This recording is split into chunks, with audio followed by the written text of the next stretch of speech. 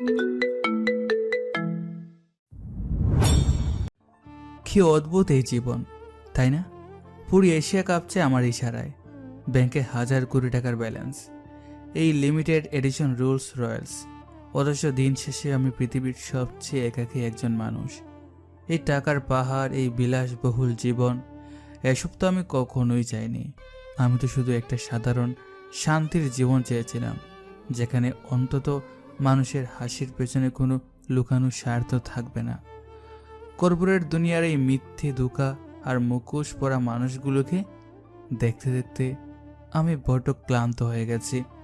সবাই শুধু নয়ন সিকান্দারের পাওয়ার আর টাকাকে সালাম দেয়, কিন্তু এই দামি স্যুটের নিচে রোজ দম বন্ধ হয়ে আসা মানুষটার খবর কেউ রাখে না।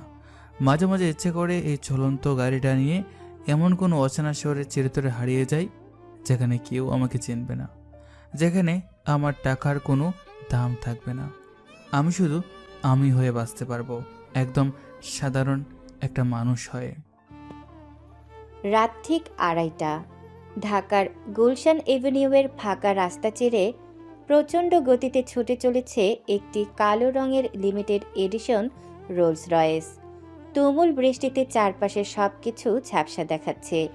গাড়ির ড্রাইভিং সিটে বসে আছে নয়ন, বয়স 87-এর কোঠায়, পরনে দামি আরমানি স্যুট। দেশের সবচেয়ে বড় বিলিয়নার হলেও আজ তার চোখে মুখে একরাশ শূন্যতা আর ক্লান্তি।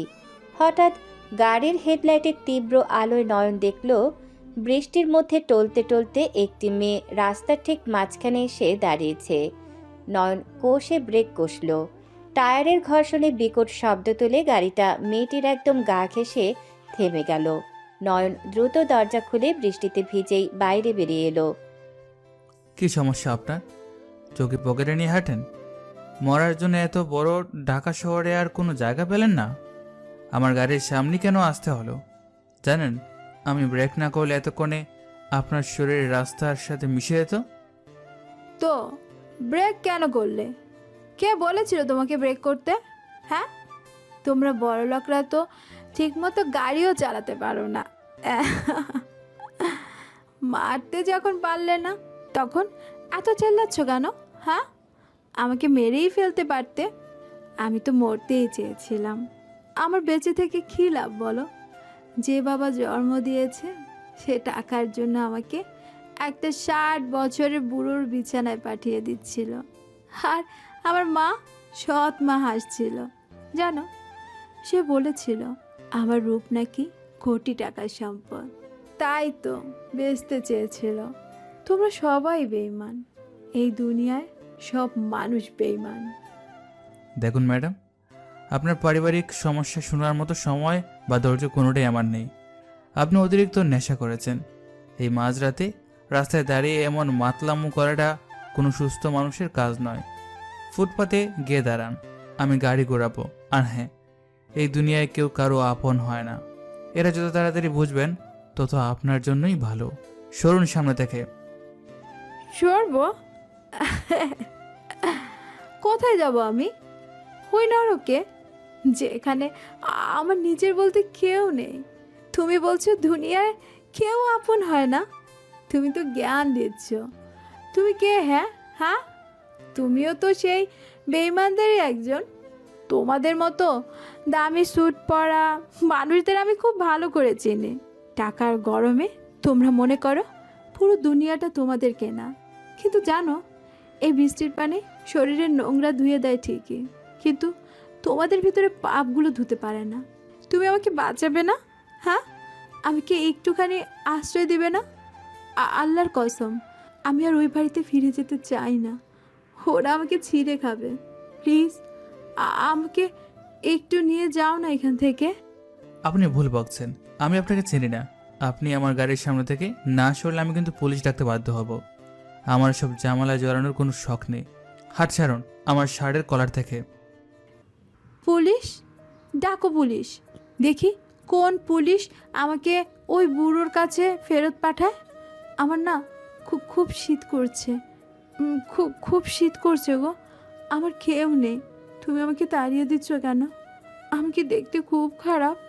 আমার তো কিচ্ছু নেই আর। মেহের কথা বলতে বলতে নেশার ঘরে আর দাঁড়িয়ে থাকতে পারল না, সোজা নয়নের বুকের ওপর আছড়ে পড়ল। মেয়েটির অসহায় কান্না আর ভেজা শরীরের কাঁপুনি নয়নের ভেতরের জমাট বাঁধা একাকিত্বে যেন একটা জোরে ধাক্কা দিল। নয়ন বাধ্য হয়ে মেয়েটিকে পাজাকোলা করে তুলে গাড়ির পেছনের সিটে বসিয়ে দিল। গাড়ির হিটার অন করে সে নিজেও পেছনের সিটে বসলো তাকে সামলানোর জন্য। উফ, কি সুন্দর গরমে জায়গাটা।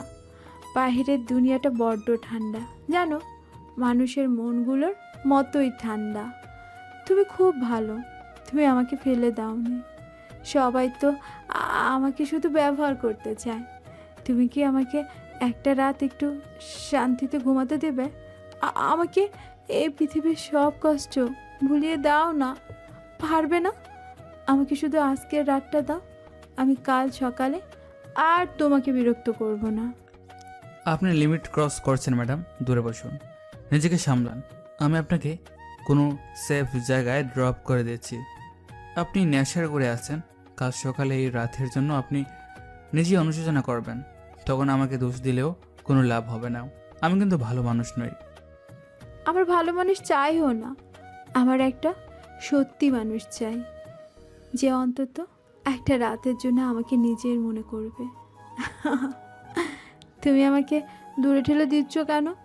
আমার বুকের ভিতরে আগুনটা তুমি দেখতে পাচ্ছ না?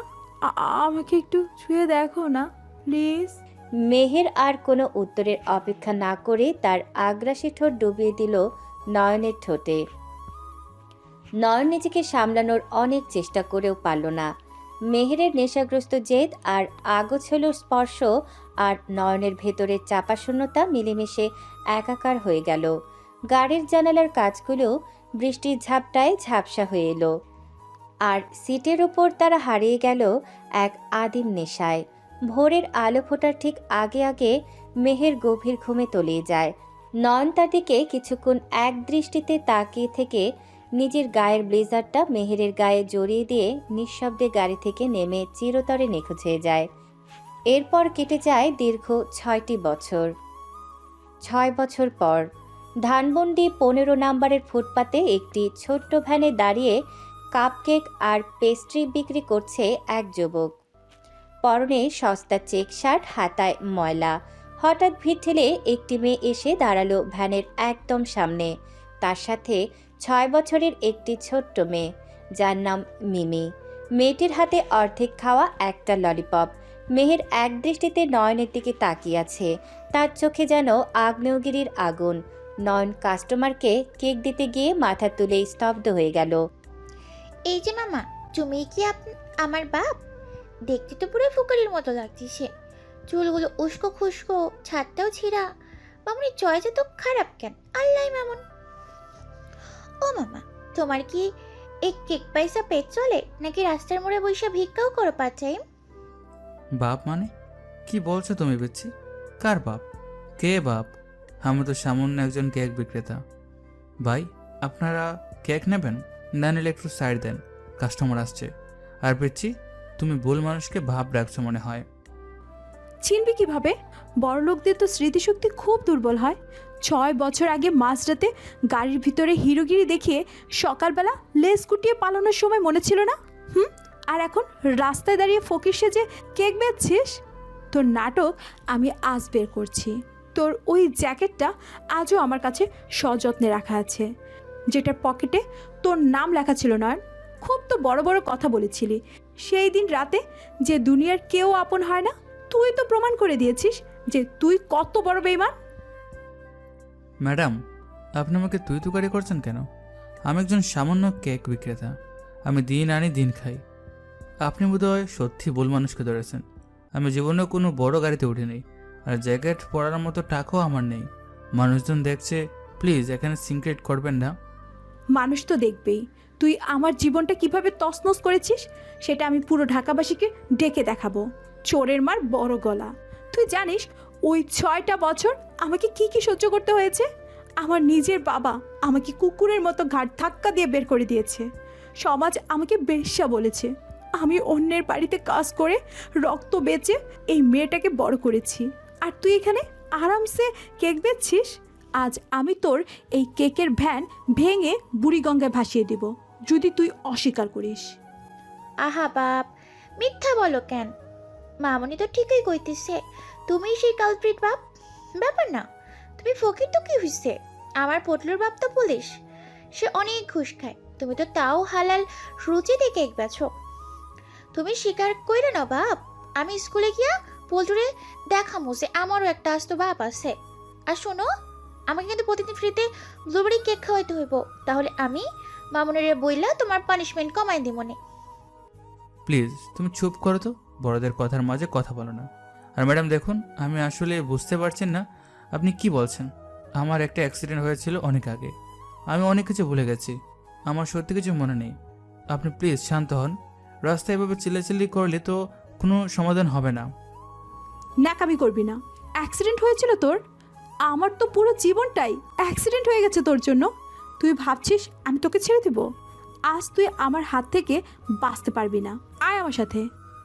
মেহের আর কোনো কথা না বলে হঠাৎ হাত বাড়িয়ে ভ্যানের সামনে দিয়ে নয়নের ডান কানটা শক্ত করে চেপে ধরল।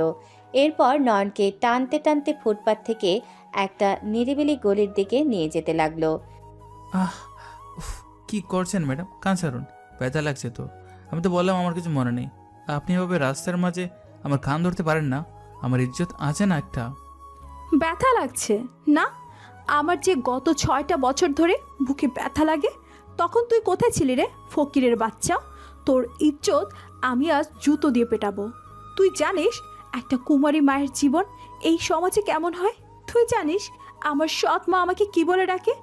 এখন এই নে তোর পাপের ফসল। ভালো করে আমার মেয়ের মুখের দিকে তাকা।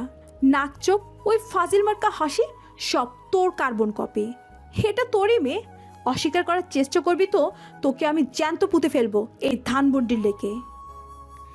ইয়ে, মামনি বাপরে কান ধরে টানতিছে। বাপ, তুমি কিন্তু মামনির লগে বেশি তাড়ামি করো না। মামনি রায়গা গেলে কিন্তু একদম চান্দি ফাটাইয়া দেয়। তুমি চুপচাপ মায়না নাও যে তুমি আমার বাপ, তাহলে আমরা 3জন মিললে সুন্দর একটা ফ্যামিলি বানামু। আমি কেক খামু, তুমি কেক বানাইবা, আর মামনি আমাকে 2 বকা দিবে। পুরাই সিনেমার মতো লাগবো। দেখুন, আপনার গায়ে হাত তোলা ঠিক হচ্ছে না। আমি চাইলে কিন্তু পুলিশ রাখতে পারি। আমি গরিব হতে পারি, কিন্তু আপনি এভাবে আমাকে হ্যারাস করতে পারেন না। আর আমার মেয়ে, আপনি শিওর? মানে ওই রাতের পর তো আপনিও অন্য কারোর সাথে? মুখ সামলে কথা বলবি নয়ন। আমি রাস্তার মেয়ে নই।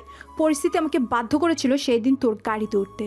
আর তুই সেই অসহায়ত্বের সুযোগ নিয়ে আমাকে একা ফেলে পালিয়েছিলি। আমি আর কোনো দিন কোনো পুরুষের ছায়াও মারাইনি। তুই আমার মেয়ের দিকে আঙ্গুল তুললে আমি তোর আঙ্গুল কেটে নেব। আজ থেকে এই বাচ্চার দায়িত্ব তোর। আমি আসছি, তোকে আমার বাসায় নিয়ে যাব আজ। আমার ফ্যামিলির সবাইকে জবাব দিতে হবে তোর। ঠিক তখনই মেহেরের সস্তা কিপ্যাড ফোনটা জোরে বেজে উঠল। স্ক্রিনে আরং ডিলার নামটা দেখে মেহেরের মুখের রাগী ভাবটা কিছুটা বদলে গেল। সে কাজের ব্যাপারে খুব সিরিয়াস। হ্যালো হ্যালো ভাইজান, আমি আসছি। আজকে আপনার সুতোর বান্ডিলগুলো ডেলিভারি দিয়ে দেব। হ্যাঁ, 10 মিনিট। আমি জাস্ট 10 মিনিটের মধ্যে আপনার দোকানে আসছি। এবার নয়নের দিকে তাকিয়ে বলে, আমি আসছি, 10 মিনিটের মধ্যে আসবো। তুই যদি এখান থেকে একচুল নড়েছিস বা পালানোর চেষ্টা করেছিস, তোর কেকের ভ্যান আমি আগুন দিয়ে জ্বালিয়ে দেব। মিমি, তুই এখানে দাঁড়া। তোর বাপ যেন পালাতে না পারে, ওর দিকে কড়া নজর রাখবি। টেনশন নিও না মামনি, বাপ পাইলেই আমি চিল্লাইয়া মহল্লার মানুষের ডাইকে আনমো। তুমি জলদি যাও, আমি বাপের লগে একটু ইন্টারভিউ নিয়ে রাখি। মেহের দ্রুত পায়ে গলি থেকে বেরিয়ে গেল। নয়ন একটা দীর্ঘশ্বাস ফেলে মিমির দিকে তাকালো। মেয়েটা ঠিক তার মতোই জেদি আর ফাজিল হয়েছে, কিন্তু মেহের গলি থেকে বের হতেই পরিস্থিতি পুরো পাল্টে গেল। মেহের গলি থেকে বের হয়ে যাওয়ার কয়েক সেকেন্ডের মধ্যেই পুরো ধানমন্ডি 15 নম্বরের চিত্র যেন জাদুর মতো বদলে গেল। চারদিক থেকে 4টি কালো রঙের বিলাসবহুল রেঞ্জ রোভার গাড়ি শো শো শব্দে এসে কেক ভ্যানের সামনে এবং গলির মুখে ব্রেক কষল। মুহূর্তের মধ্যে গাড়িগুলো থেকে কালো স্যুট আর সানগ্লাস পরা 20 জন পেশাদার বাউন্সার নেমে এসে পুরো এলাকা ব্লক করে দিল। প্রথম গাড়ি থেকে হাই হিল খটখট করে নেমে এলো যারা। সে নয়নের পার্সোনাল অ্যাসিস্ট্যান্ট। তার ঠিক পেছনের গাড়ি থেকে নামলো নয়নের 2 পার্সোনাল বডিগার্ড, কালু আর ভোলু। বস, ও মাই গড বস, আপনি ঠিক আছেন? ওই বস্তির ডাইনিটা আপনার কান ধরলো, গালে চড় মারলো, আর আপনি কিছুই বললেন না? আমি কি ওর হাত কেটে বুড়িগঙ্গায় ভাসিয়ে দেবো? আপনি একবার শুধু অর্ডার করে দিন বস, ওই মেয়েটাকে আমি বাংলাদেশের থেকেই গায়েব করে দেবো। আপনার গায়ে হাত তোলার সাহসও কোথায় পেলো? যারা কন্টিনিউ করো, আর ওর সম্পর্কে একটা বাজে কথা বললে তোমার জীব আমি কেড়ে নিব। She is special. আর হ্যাঁ, এই ফুটপাতে এত গাড়ি নিয়ে আসার কি দরকার ছিল? কেউ দেখে ফেললে আমার ছদ্মবেশে 12টা বেজে যাবে। কিরে ভলু, ঘটনা তো কিছুই বুঝতেছি না। বসের তো কোনো গার্লফ্রেন্ডই নাই, বউ তো দূরের কথা। তাহলে এই পিচ্চি আসলো কোত্থেকে? বস কি কেক বানাইতে বানাইতে ওভেনের ভেতর বাচ্চাও বানাইয়া ফেলেছে, নাকি কোনো কাস্টমার কেকের দাম না দিয়া বাচ্চাটারে ধরাইয়া দিয়া গেছে? হ্যাঁ? আরে গাধা, বড় লোকদের ব্যাপার স্যাপার তুই বুঝবি না। বসের হয়তো কোনো সিক্রেট রেসিপি আছে, কিন্তু পিচিটা তো পুরাই বসের ফটোকপি রে। দেখছোস বসের সাথে কেমন চোখ পাকাইয়া আমগো দিকে তাকায় আছে? এই কালো চশমা পরা আঙ্কেলরা, তোমরা কারা? তোমরা কি আমার বাপের কাছে কেক খাইতে আইছো? তো বাপের তো কোনো দোকান নেই, একটা ভেঙা ভান আছে শুধু। তোমরা এই বড়লোক হইয়া আমার ফকির বাপের কাছে কেক কিনতেছো? বাপ কি কেকের ভেতর জাদু দিয়ে রাখছে নি? কালু, বলো, তোমাদের আজাইরা বক বক বন্ধ করো। যারা এদিকে এসো, শোনো, আজ রাতের মধ্যেই ওই মেয়েটার অর্থাৎ মেহেরের পুরো ব্যাকগ্রাউন্ড চেক করে ফাইল আমার টেবিলে চাই। গত 6 বছরে ওর জীবনে কী কী ঘটেছে, ওর পরিবার ওর সাথে কী করেছে, কেন সে ফুটপাতে হাঁটছে, সব ইটস অ্যান্ড এভরি ডিটেলস আমার জানা চাই। ডান বস, আমি আধ ঘন্টার মধ্যেই সব ইনফরমেশন বের করে ফেলবো। আর এই কিউট বাচ্চাটার কি হবে? একে কি সাথে করে নিয়ে যাব মেনশনে? না, আমার আর মিমির একটা সিক্রেট ডিএনএ টেস্ট করাও, স্যাম্পল আমি দিচ্ছি, কিন্তু খবরদার মেহের যেন খুনাক করে বুঝতে না পারে যে আমি কে। ওর কাছে আমি ওই কেকওয়ালা নয়নি থাকবো। ওর আত্মসম্মান বোধ অনেক বেশি, আমি চাই না আমার টাকার গরমেও আমাকে ভুল বুঝুক। আর শোনো, এখন থেকে মেহের আর মিমির চারপাশে সবসময় আমাদের লোক সিভিল ড্রেসে থাকবে, ওদের গায়ের জন্য একটা আঁচড়ও না লাগে। বস, আপনার গালে তো 5 আঙুলের দাগ বসে গেছে, একটু বরফ লাগাবো নাকি একটু মলম লাগাইয়া দিমু? ডাইনিটা তো আপনারে পুরাই মুরগি বানাইয়া ফেলছিল। কালু, তুমি যদি আর একটা কথা বলেছো, তোমাকে আমি সোমালিয়া পাঠিয়ে দেবো। তোমরা সবাই এখান থেকে এখন গায়েব হয়ে যাও, মেহের যে কোনো সময় চলে আসবে, কুইক। যারা মাথা নেড়ে ইশারা করতেই 20 জন বাউন্সার, কালু, ভলু এবং রেঞ্জ রোভারগুলো ঠিক যেভাবে এসেছিল সেভাবেই মাত্র 10 সেকেন্ডের মধ্যে হাওয়া হয়ে গেল। গলির মুখে মেহের ফিরে এলো, তার কপালে ঘাম। সে গলিতে ঢুকে দেখল নয়ন চুপচাপ দাঁড়িয়ে আছে, আর মিমি একটা নতুন ললিপপ খাচ্ছে। কি রে ফকির, পালানোর চেষ্টা করিসনি তো? আর এখানে এত কিসের গন্ধ? কোনো বড় লোক এসেছিল নাকি এদিকে? বিদেশি পারফিউমের গন্ধ পাচ্ছি। না ম্যাডাম, আমি তো গরিব মানুষ, ভালোবা কোথায়, আপনার মেয়ের কাছে ছিলাম। আর ওই পারফিউমের গন্ধ হয়তো রাস্তা দিয়ে কোনো বড় গাড়ি যাওয়ার সময় এসেছে, আমি তো আর এসব চিনি না। গুড, এখন চুপচাপ ভ্যান ঠেলতে ঠেলতে আমার সাথে আয়। আমার বাসাতে যাবি তুই আজ। আমার বাবা আর ওই ডাইনির সৎমাকে আজ আমি দেখিয়ে দিব যে আমার মেয়ের বাপকে। চল। নয়ন মনে মনে মুচকি হাসল। যে ফ্যামিলি তার মেহেরকে কষ্ট দিয়েছে তাদের সাথে দেখা করার জন্য তো বিলিয়নিয়ার নয়ন সিকান্দার অনেক আগে থেকেই মুখিয়ে আছে। খেলা তো সবে শুরু। মেহেরের পিছু পিছু কেকের ভ্যান ঠেলতে ঠেলতে মিরপুর ডিএইচএস এর দিকে রওনা হয়েছে নয়ন। কিন্তু মেহেরের বাড়ির গেটে আসতেই মেহের নয়নকে বাইরে দাঁড় করিয়ে রেখে মিমিকে নিয়ে একা বাড়ির ভেতরে ঢোকে। সে চায়নি প্রথমেই তার পরিবারের ভেতরের নোংরা রূপটা রাস্তার একজন সাধারণ কেক বিক্রেতার সামনে প্রকাশ পাক। কিন্তু মেহের জানত না এই সাধারণ কেক বিক্রেতার চোখ আর কান পুরো ঢাকা শহর জুড়ে ছড়িয়ে আছে। মেহেরদের বিলাসবহুল ড্রয়িং রুম। মেহের দরজা খুলে ভেতরে ঢুকতেই সাই করে একটা কাচের গ্লাস ধেয়ে আসে তার দিকে। মেহের দ্রুত মাথা সরিয়ে নেওয়ায় গ্লাসটা দেয়ালে লেগে চুরমার হয়ে যায়। মেহেরের সৎমা রুবিনা বেগম রাগে কাঁপছেন। সোফায় বসে আছে বাবা রাশেদ আর 2 সৎ বোন তানিয়া ও সোনিয়া। নবাবজাদি এলেন? এতক্ষণ কোথায় ছিলা তুমি? রাস্তার মোড়ে মোড়ে ওই হারামজাদা বাচ্চাকে নিয়ে ভিক্ষে করতে গিয়েছিলা? নাকি নতুন কোনো কাস্টমার জুটাইছো? তোমার এই অপয়া চেহারার জন্য আজ আমাদের কত বড় ক্ষতি হয়ে গেল জানো? মুখ সামলে কথা বলবেন রুবিনা বেগম। আমি হালাল রুজি করে খাই, আমি বুটিকের কাজ করি, সেলাই করে আমার মেয়ের পেট চালাই। আপনাদের মতো অন্যের ঘাড়ে বসে নবাবি করি না। আর আমার মেয়ের দিকে আঙ্গুল তুলবেন না বলে দিলাম। কিসের ক্ষতি হয়েছে আপনাদের? হ্যাঁ, আমি তো আপনাদের কাছে 1 টাকাও চাইতে আসি না। তুই টাকা চাইবি কি করে রে ফকিরের জাত? তোর ওই হারামজাদা বাচ্চার জন্য আজ আমাদের 10 কোটি টাকার ডিল ক্যান্সেল হয়ে গেল। চৌধুরী গ্রুপের ছেলের সাথে আমার বিয়ের কথা পাকাপাকি হচ্ছিল, কিন্তু ছেলেপক্ষ যখন শুনলো এই বাড়িতে তুই থাকিস, তুই একজন বেশ্যা নারী আর তোর একটা অবৈধ বাচ্চাও আছে, তখন তারা থুতু ছিটিয়ে চলে গেছে। বলে গেছে যে বাড়িতে মেয়ের চরিত্র ঠিক নেই, ওই বাড়ির সাথে তারা কোনো আত্মীয়তা করবে না। শুধু কি তাই, ডিলটাও তারা অন্য কোম্পানিকে দিয়ে দিল। তুই আমাদের পরিবারের সম্মানিত মাস্টারে মিশিয়েছিস, এখন ব্যবসাও পথে বসাচ্ছিস। তুই মরিস না কেন হ্যাঁ? তুই আর তোর ওই জারজ বাচ্চাটা একসাথে বিষ খেয়ে গেলে মরলে তো আমরা একটু শান্তিতে বাঁচতে পারি। সম্মান? আমাদের সবার সম্মান আছে নাকি? 6 বছর আগে টাকার লোভে ওই তানিয়া আর সোনিয়ার ভবিষ্যৎ গড়ার জন্য আমাকে একটা 60 বছরের বুড়োর কাছে বেচে দিয়েছিলেন আপনারা। সেই দিন কোথায় ছিল আপনাদের সম্মান? হ্যাঁ, আমি বাড়ি থেকে পালিয়ে নিজের সম্মান বাঁচিয়েছিলাম। আল্লাহ আমাকে এই বাচ্চাটা দিয়েছে। ও অবৈধ নয়, ও আমার কলিজা। আপনাদের 10 কোটি কেন, 10,000 কোটি টাকার ডিল ক্যান্সেল হলো, আমার কিচ্ছু যায় আসে না। মেহেরের কথা শেষ হওয়ার আগেই বাবা রাশেদ সোফা থেকে উঠে এসে সজোরে এক চর বসিয়ে দেয় মেহেরের গালে। চরের তীব্রতায় মেহেরের ভারসাম্য হারিয়ে ফ্লোরে ছিটকে পড়ে যায়। তার ঠোঁটের কোণ কেটে রক্ত বেরিয়ে আসে। বেয়াদব মেয়ে, মুখে মুখে তর্ক করছিস? কার টাকায় এ বাড়িতে থাকিস তুই? আমি তোকে জন্ম দিয়েছি, আমার অধিকার আছে তোকে বেঁচে দেওয়ার। তুই পালিয়ে গিয়ে রাস্তায় রাস্তায় নোংরামি করে এই পাপ কোলে নিয়ে ফিরেছিস, আর এখন আমার মুখের উপর কথা বলছিস? আজ আমি তোকে মেরেই ফেলবো। রাশেদ আবার হাত তুলতে 6 বছরের মিমি দৌড়ে এসে তার মায়ের সামনে দুহাত প্রসারিত করে ঢাল হয়ে দাঁড়ায়।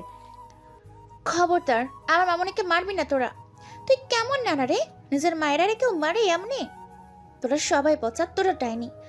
আমার মামনির গায়ে আর একটা হাত দিয়ে দেখ, আমার বাপ আছে। আমার বাপ তোদের সবাই রে মায়েরা তক্তা বানাই দিবে। কি তোর বাপ?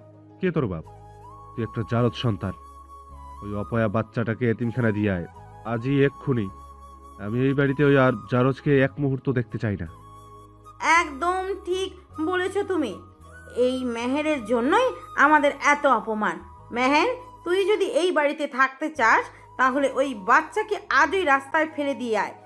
যার বাপ নেই তার এই বাড়িতে কোনো জায়গা নেই। আপনারা মানুষ না, জানোয়ার। একটা 6 বছরের বাচ্চার সামনে এইসব কথা বলতে আপনাদের জিভ আটকায় না? শুনুন বাবা, আমি আপনাদের ওই রাজপ্রাসাদে থাকতে আসিনি। আমার যাওয়ার কোনো জায়গা ছিল না বলে নিজের একটা ছোট্ট অধিকারের জন্য ওই ছাদে একটা গুপচি ঘরে পড়ে আছি। কিন্তু আমার মেয়েকে এতিমখানায় দেওয়ার কথা যদি স্বপ্নও ভাবেন, আমি আপনাদের সবার নামে পুলিশে কমপ্লেন করব। আমি মরে যাব, কিন্তু আমার মেয়েকে ছাড়বো না। পুলিশে কমপ্লেন করবি? কর। পুলিশ এসে তোর ওই কেকওয়ালা নাগরকে আগে অ্যারেস্ট করবে, কারণ তুই তো বলবি ওই ভিখারিটাই ওই বাচ্চাটার বাপ। রাস্তার একটা ফকিরকে তুই এই রাশেদ সাহেবের বাড়িতে জামাই বানাতে যাস? তোর এত বড় সাহস! সে রাস্তার ফকির হোক আর যাই হোক, সে অন্তত আপনাদের মতো বেইমান না। সে আমার মেয়ের বাবা। আমি আজই এই বাড়ি ছেড়ে চলে যাব। আপনাদের ওই নোংরা টাকায় আমার মেয়ের শ্বাস বন্ধ হয়ে আসে। চল মিমি, আমরা ছাদে যাই। মেহের মিমিকে বুকে জড়িয়ে ধরে ডুকরে কেঁদে ওঠে, কিন্তু তার চোখে কোনো হার মানার ছাপ নেই, আছে এক তীব্র আগুন। সে মিমিকে কোলে নিয়ে ফ্লোর থেকে উঠে সোজা ছাদের চিলেকোঠার দিকে চলে যায়। বাড়ির বাইরে দাঁড়ানো নয়ন তার কানে লাগানো মাইক্রো ব্লুটুথ ইয়ারপিস দিয়ে ভেতরে ঘটা পুরো ঘটনাটা শুনছিল। তার পাঠানো একজন আন্ডারকভার গার্ড মেহেদের বাড়ির ভেতরে অনেক আগে থেকেই স্পাইসি বাগ লাগিয়ে রেখেছিল। নয়নের হাতের মুঠি শক্ত হয়ে যায়, রাগে তার শিরাগুলো ফুলে ওঠে। সে একটা ট্যাক্সি নিয়ে সোজা গুলশানের দিকে রওনা হয় রাত ঠিক 12টায়। গুলশানের 5 স্টার হোটেল ওয়েস্টিন এর প্রেসিডেন্সিয়াল পেন্ট হাউস। পুরো ঢাকা শহরের নিয়ন আলো কাচের জানালা ভেদ করে ভেতরে আসছে। নয়ন জানালার সামনে দাঁড়িয়ে আছে, তার হাতে একটি মেডিকেল রিপোর্ট, ডিএনএ টেস্টের রিপোর্ট। 99.9% ম্যাচ। মিমি তারই রক্ত। নয়নের চোখ ভিজে ওঠে। সে রিপোর্টটা বুকের সাথে চেপে ধরে। আল্লাহ, এই 6টা বছর মেয়েটা একা এই নিষ্ঠুর সমাজের সাথে লড়েছে। একা একটা বাচ্চাকে পেটে ধরেছে, জন্ম দিয়েছে, বড় করেছে, মানুষ তাকে খারাপ বলেছে, নিজের পরিবার তাকে কুকুরের মতো দাঁড়িয়েছে। আর আমি পৃথিবীর এত বড় একটা সাম্রাজ্য চালিয়েও আমার নিজের মেয়ের খবর রাখতে পারলাম না। আমি বাবা হয়ে আমার মেয়ের কোনো কাজে আসলাম না। যারা খুব সন্তর্পণে দরজা খুলে ভেতরে প্রবেশ করে। তার হাতে একটা কালো ফাইল। সে এসে নয়নের পেছনে মাথা নিচু করে দাঁড়ায়। বস, আপনি কি কাঁদছেন? প্লিজ বস, নিজেকে শক্ত করুন। আপনি ভেঙে পড়লে ম্যাডামকে কে সামলাবে? আমি কাঁদছি না যারা, এই চোখের পানি আমার অসহায়ত্বের। আমি আজ নিজেকে পৃথিবীর সবচেয়ে গরিব মানুষ মনে করছি। মেহের আমার সামনে দাঁড়িয়ে আমাকে ফকির বলছিল, কিন্তু আসলে ফকির তো আমি। আমার এত টাকা, এত পাওয়ার কি লাভ হলো এসব দিয়ে? আমার মেয়েটা আজ আমাকে রাস্তার এক কেক বিক্রেতা মনে করে। মেহের আমাকে ঘৃণা করে, আর ওর পরিবার ওকে আজ মেরেছে যারা। আমার চোখের সামনে আমার মেয়ের মায়ের গালে চড় পড়েছে। বস, আমি মেহের ম্যাডামের ফ্যামিলির সব ইনফরমেশন কালেক্ট করেছি। তারা ম্যাডামকে আজ খুব মেরেছে। রাশেদ সাহেব নিজে হাত তুলেছেন। কারণটা হলো একটা বিজনেস ডিল। চৌধুরী গ্রুপের সাথে তাদের একটা 10 কোটি টাকার পার্টনারশিপ ডিল সাইন করার কথা ছিল, কিন্তু চৌধুরী গ্রুপ যখন জানতে পারে যে মেহের ম্যাডামের কথা, তারা ডিল ক্যান্সেল করে। এই কারণেই তারা ম্যাডামকে আর মিমিকে বাড়ি থেকে বের করে দিতে চায়। কথাগুলো শোনার পর নয়নের চোখের জল মুছে যায়। সেখানে জায়গা করে নেয় এক সাইকোপ্যাথিক হিমশীতল রাগ। তার চোখ রক্তবর্ণ হয়ে ওঠে। চৌধুরী গ্রুপ যারা ডিল ক্যান্সেল করেছে, আর রাশেদ যে ডিলের জন্য আমার মেয়ের মায়ের গায়ে হাত তুলেছে। যারা, তুমি কি জানো আমি কে? অফকোর্স বস, আপনি নয়ন শিকদার, আর্ক এন্টারপ্রাইজের ফাউন্ডার, এশিয়ার সবচেয়ে পাওয়ারফুল বিজনেসম্যান। তাহলে তুমি এটাও জানো যে আমি আমার শত্রুদের সাথে কি করি? যে 10 কোটি টাকা ডিলের জন্য আজ আমার মেহের ফ্লোরে ছিটকে পড়েছে, ওই চৌধুরী কোম্পানির কাল সকালের আলো দেখা উচিত হবে না। Overtake them. আগামী 8 ঘন্টার মধ্যে চৌধুরী গ্রুপের সমস্ত শেয়ার মার্কেট থেকে কিনে নাও। ওদের সাপ্লাই চেইন ব্লক করো। ব্যাংকগুলোকে নির্দেশ দাও ওদের সব লোন যেন কাল সকালেই রিকল করে। আমি চাই খুব তাড়াতাড়ি চৌধুরী গ্রুপ দেউলিয়া ঘোষণা করুক। ওদের সব শেয়ার জিরো করে দাও। কিন্তু বস, এতে আমাদের কোম্পানির প্রায় 100 কোটি টাকার ক্যাশ ফ্লো আটকে যাবে, আর স্টক মার্কেটে একটা বড় ক্র্যাশ হতে পারে। I don't care. 1000 কোটি টাকাও যদি জ্বালাতে হয় আমি জ্বালাবো। এই ঢাকা শহরের প্রত্যেকটা মানুষ, প্রত্যেকটা কোম্পানিকে আমি শিক্ষা দেবো যে মেহেরের চোখে 1 ফোঁটা পানির দাম কত। আর রাশেদ, ওকে তো আমি এমনভাবে রাস্তায় নামাবো যে ও ভিক্ষা করারও জায়গা পাবে না। ডেট নাও যারা। যারা নয়নের এই রৌদ্রমূর্তি খুব ভালো করে চেনে। সে মুচকি হেসে একটা সেলুট দেয়। Yes boss, game on. আমি কাল সকালের মধ্যেই চৌধুরী গ্রুপকে ইতিহাসের পাথায় পাঠিয়ে দিচ্ছি, আর রাশেদ সাহেবের জন্য স্পেশাল ব্যবস্থা করা হচ্ছে। এদিকে পরদিন দুপুরে মেহেরের বাড়িতে আবার অশান্তি শুরু হয়েছে। রাশেদ তার সিদ্ধান্তে একদম অটল। সে এলাকা থেকে কয়েকজন লোক ভাড়া করে এনেছে মিমিকে জোর করে এতিমখানায় পাঠানোর জন্য। ড্রয়িং রুমে মেহেরকে 2জন লোক শক্ত করে ধরে রেখেছে। রুবিনা একটা দড়ি দিয়ে মেহেরের হাত পিছমোড়া করে বাঁধছে। বাবা প্লিজ, বাবা এমন করবেন না, আমার হাত ছেড়ে দিন। রুবিনা বেগম, আল্লাহর দোহাই লাগে আমার মেয়েটাকে আমার কাছ থেকে আলাদা করবেন না। ও আপনাদের কি ক্ষতি করেছে? ও তো একদম ছোট। বাবা, আমাকে মেরে ফেলুন, কিন্তু ওকে এতিমখানায় পাঠাবেন না। চুপ কর কুলক্ষণা, তোর কান্নাকাটিতে আমার মন গলবে না। তোকে আমি কালকেই বলেছিলাম এই বাড়ি থেকে ওকে নিয়ে বিদায় হতে, তুই যাসনি। এখন আমি ওকে এতিমখানায় পাঠাবো আর তোকে ঘরে আটকে রাখবো। গুন্ডারা ওই বাচ্চাটাকে টেনে বের করে আন। তানিয়া আর সোনিয়া মিমিকে ধরার জন্য এগিয়ে যায়। এর ফাঁকে মিমি দৌড়ে গিয়ে বড় সোফার নিচে লুকিয়ে পড়ে। সে খুব বুদ্ধিমতী। সোফার নিচে অন্ধকার জায়গায় বসে সে তার পকেট থেকে একটা ছোট্ট কাগজের টুকরো বের করে। সেখানে কেক বিক্রেতা নয়নের নম্বর লেখা। মেহের সকালে তাকে এই নম্বরটা মুখস্থ করিয়েছিল। মিমি চুপি চুপি রুবিনার পড়ে থাকা মোবাইলটা টেনে নিয়ে ডায়াল করে। হ্যালো হ্যালো বাপ, কই তুমি? মিমি, মা তুমি কোথা থেকে বলছো? তুমি কাঁদছো কেন? বাপ তুমি তাড়াতাড়ি আসো, গোন্দারা মামুনিকে দৌড়ে দিয়ে বাদ দিছে, আমার এতিমখানে দিয়ে দিবে কই দিছে। আমি যদি এখন না আসো তাইলে আমি কিন্তু তোমার নামে পুলিশ কেস দিমু যে তুমি আমাগো চাইল্ড সাপোর্ট দাও নাই। তুমি তাড়াতাড়ি আসো বাপ, আমার ভয় লাগতিছে। মা তুমি একদম ভয় পেও না, সোফার নিচে চুপ করে বসে থাকো, তোমার বাপ আসছে, জাস্ট 10 মিনিট আমাকে সময় দাও। নয়ন তখন মিরপুর 10 নম্বরের কাছেই ভ্যান নিয়ে দাঁড়িয়েছিল। ফোনটা পকেটে ঢোকাতেই তার শান্ত চেহারা এক হিংস্র বাঘের মতো হয়ে গেল। সে দৌড়ে একটা রিক্সা নিয়ে সোজা DOHS এর দিকে ছুটল। ঠিক 15 মিনিটের মাথায় মেহেরের বাড়ির মূল কাঠের দরজাটা একটা বিকট শব্দে ভেঙে চুরমার হয়ে যায়। ধুলো আর কাঠের টুকরোর মাঝখান দিয়ে এন্ট্রি নেয় নয়ন, তবে কোনো বিলিয়নিয়ার স্টাইলে দামি স্যুট পরে নয়। তার পরনে সেই সস্তা কেক বিক্রেতার শার্ট, হাতা গোটানো আর হাতে একটা মোটা বাঁশ। নয়, তুমি তুমি এসেছো? কে রে তুই? আমার বাড়ির দরজা ভাঙার সাহস তোকে কে দিল? গুন্ডারা ধর ওকে, এই ভিখারিটাকে এমন পিটুনি দে যেন লাশ হয়ে বের হয়। 5 জন তাগড়া গুন্ডা নয়নের দিকে তেড়ে আসে, কিন্তু তারা জানে না তারা কার সাথে লাগতে এসেছে। নয়ন শুধু একজন বিলিয়নিয়ারই নয়, সে একজন ট্রেন্ড মার্শাল আর্ট এক্সপার্ট। আমার মেয়ের গায়ে হাত দিবি তোরা? হায়। প্রথম গুন্ডাটা একটা রড নিয়ে নয়নের মাথায় বাড়ি দিতে গেলে নয়ন বাঁশ দিয়ে সেটা আটকে তার পেটে সজোরে একটা লাথি মারে। লোকটা ছিটকে গিয়ে কাচের টেবিলে পড়ে। দ্বিতীয় আর তৃতীয় জন একসাথে আক্রমণ করে। নয়ন বাঁশটা ফেলে দিয়ে খালি হাতে ফাইট শুরু করে।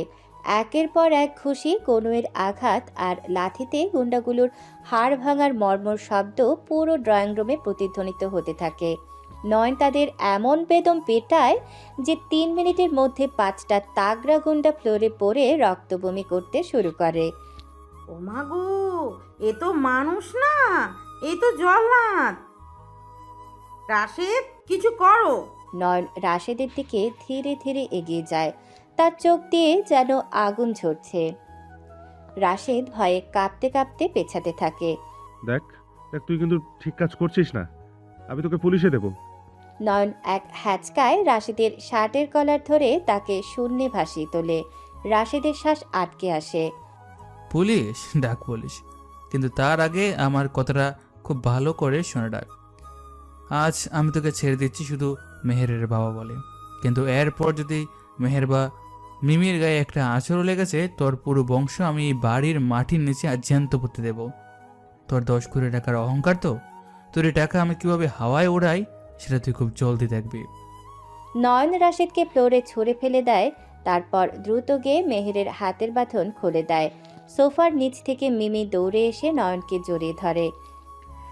বাপ রে বাপ, তুমি তো পুরাই সাকিব খান। কেক খাইয়ে তোমার শরীরে এত জোর কেমনে এলো বাপ?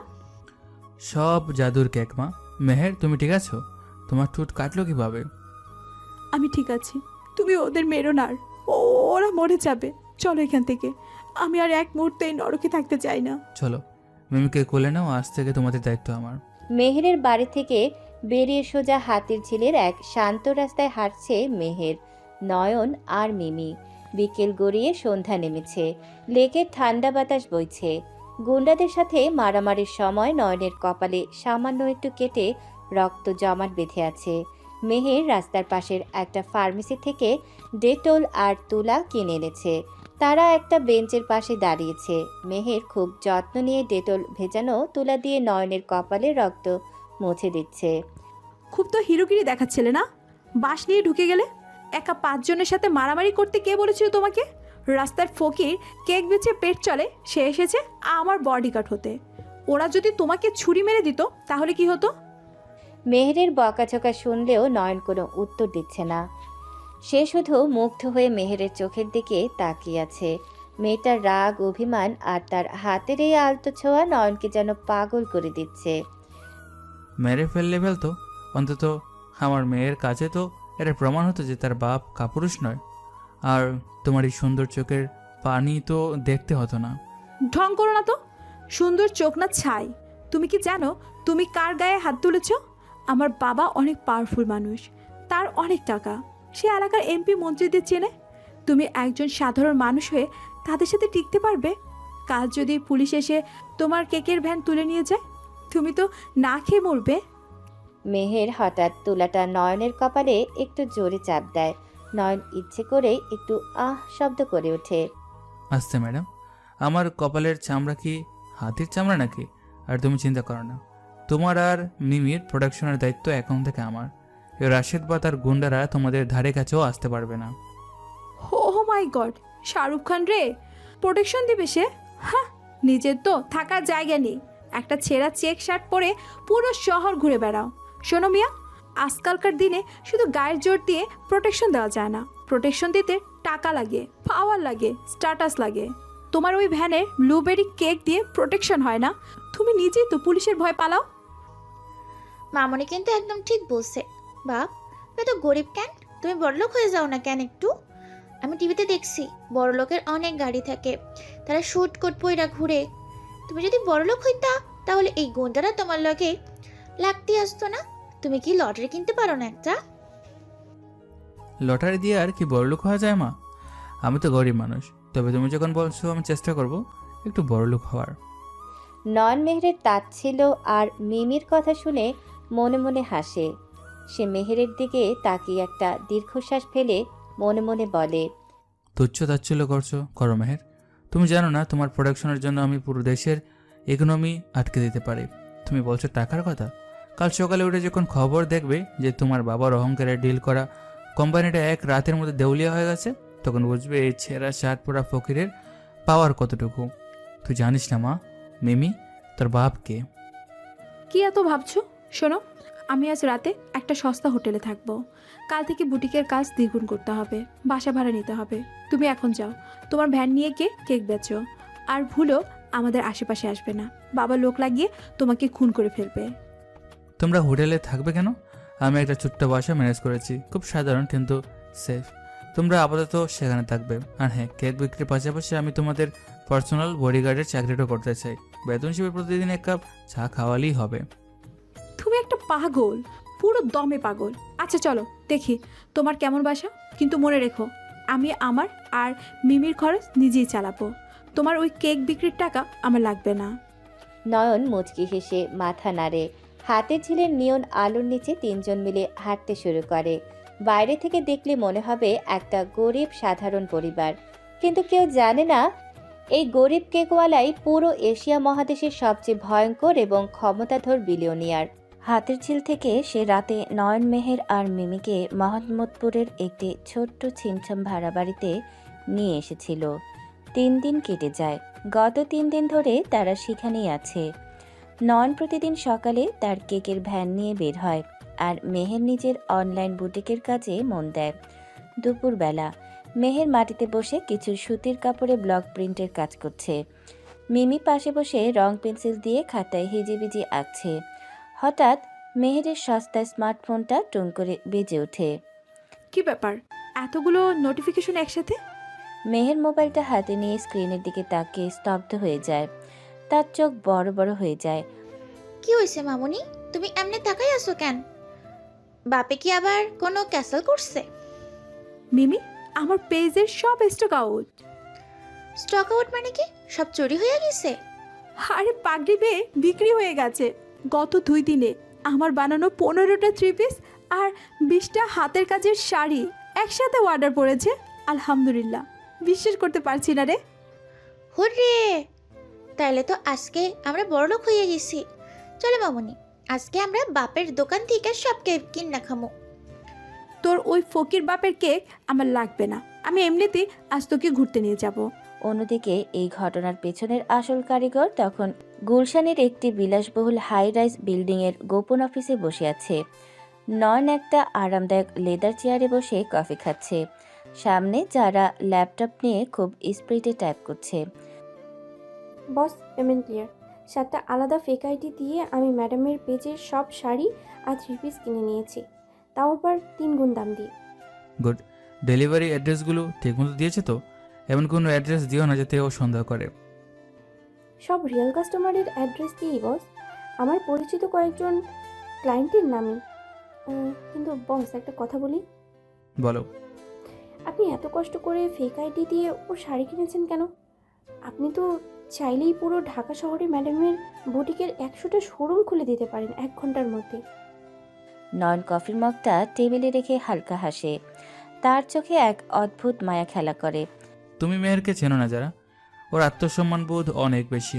আমি যদি ওকে সরাসরি টাকা দিই বা শোরুম করে দিই, ও সেটা ছুঁড়ে ফেলে দেবে। তা অবশ্য ঠিক, ম্যাডামের যে রাগ। ও নিজেকে একজন সাধারণ গরিব ঘরের মেয়ে ভাবতে ভালোবাসে। ওকে সেটাই ভাবতে দাও। ও নিজের পরিশ্রমে যতটুকু পাবে তাতেও খুশি। আমার টাকা দিয়ে ওর সেই খুশিটা আমি নষ্ট করতে চাই না। কিন্তু বস, এভাবে কতদিন ছদ্মবেশে থাকবেন? একদিন তো সত্যিটা সামনে আসবেই। আসবে, তবে এখন নয়। ওর পরিবারের অহংকার ভাঙার পর।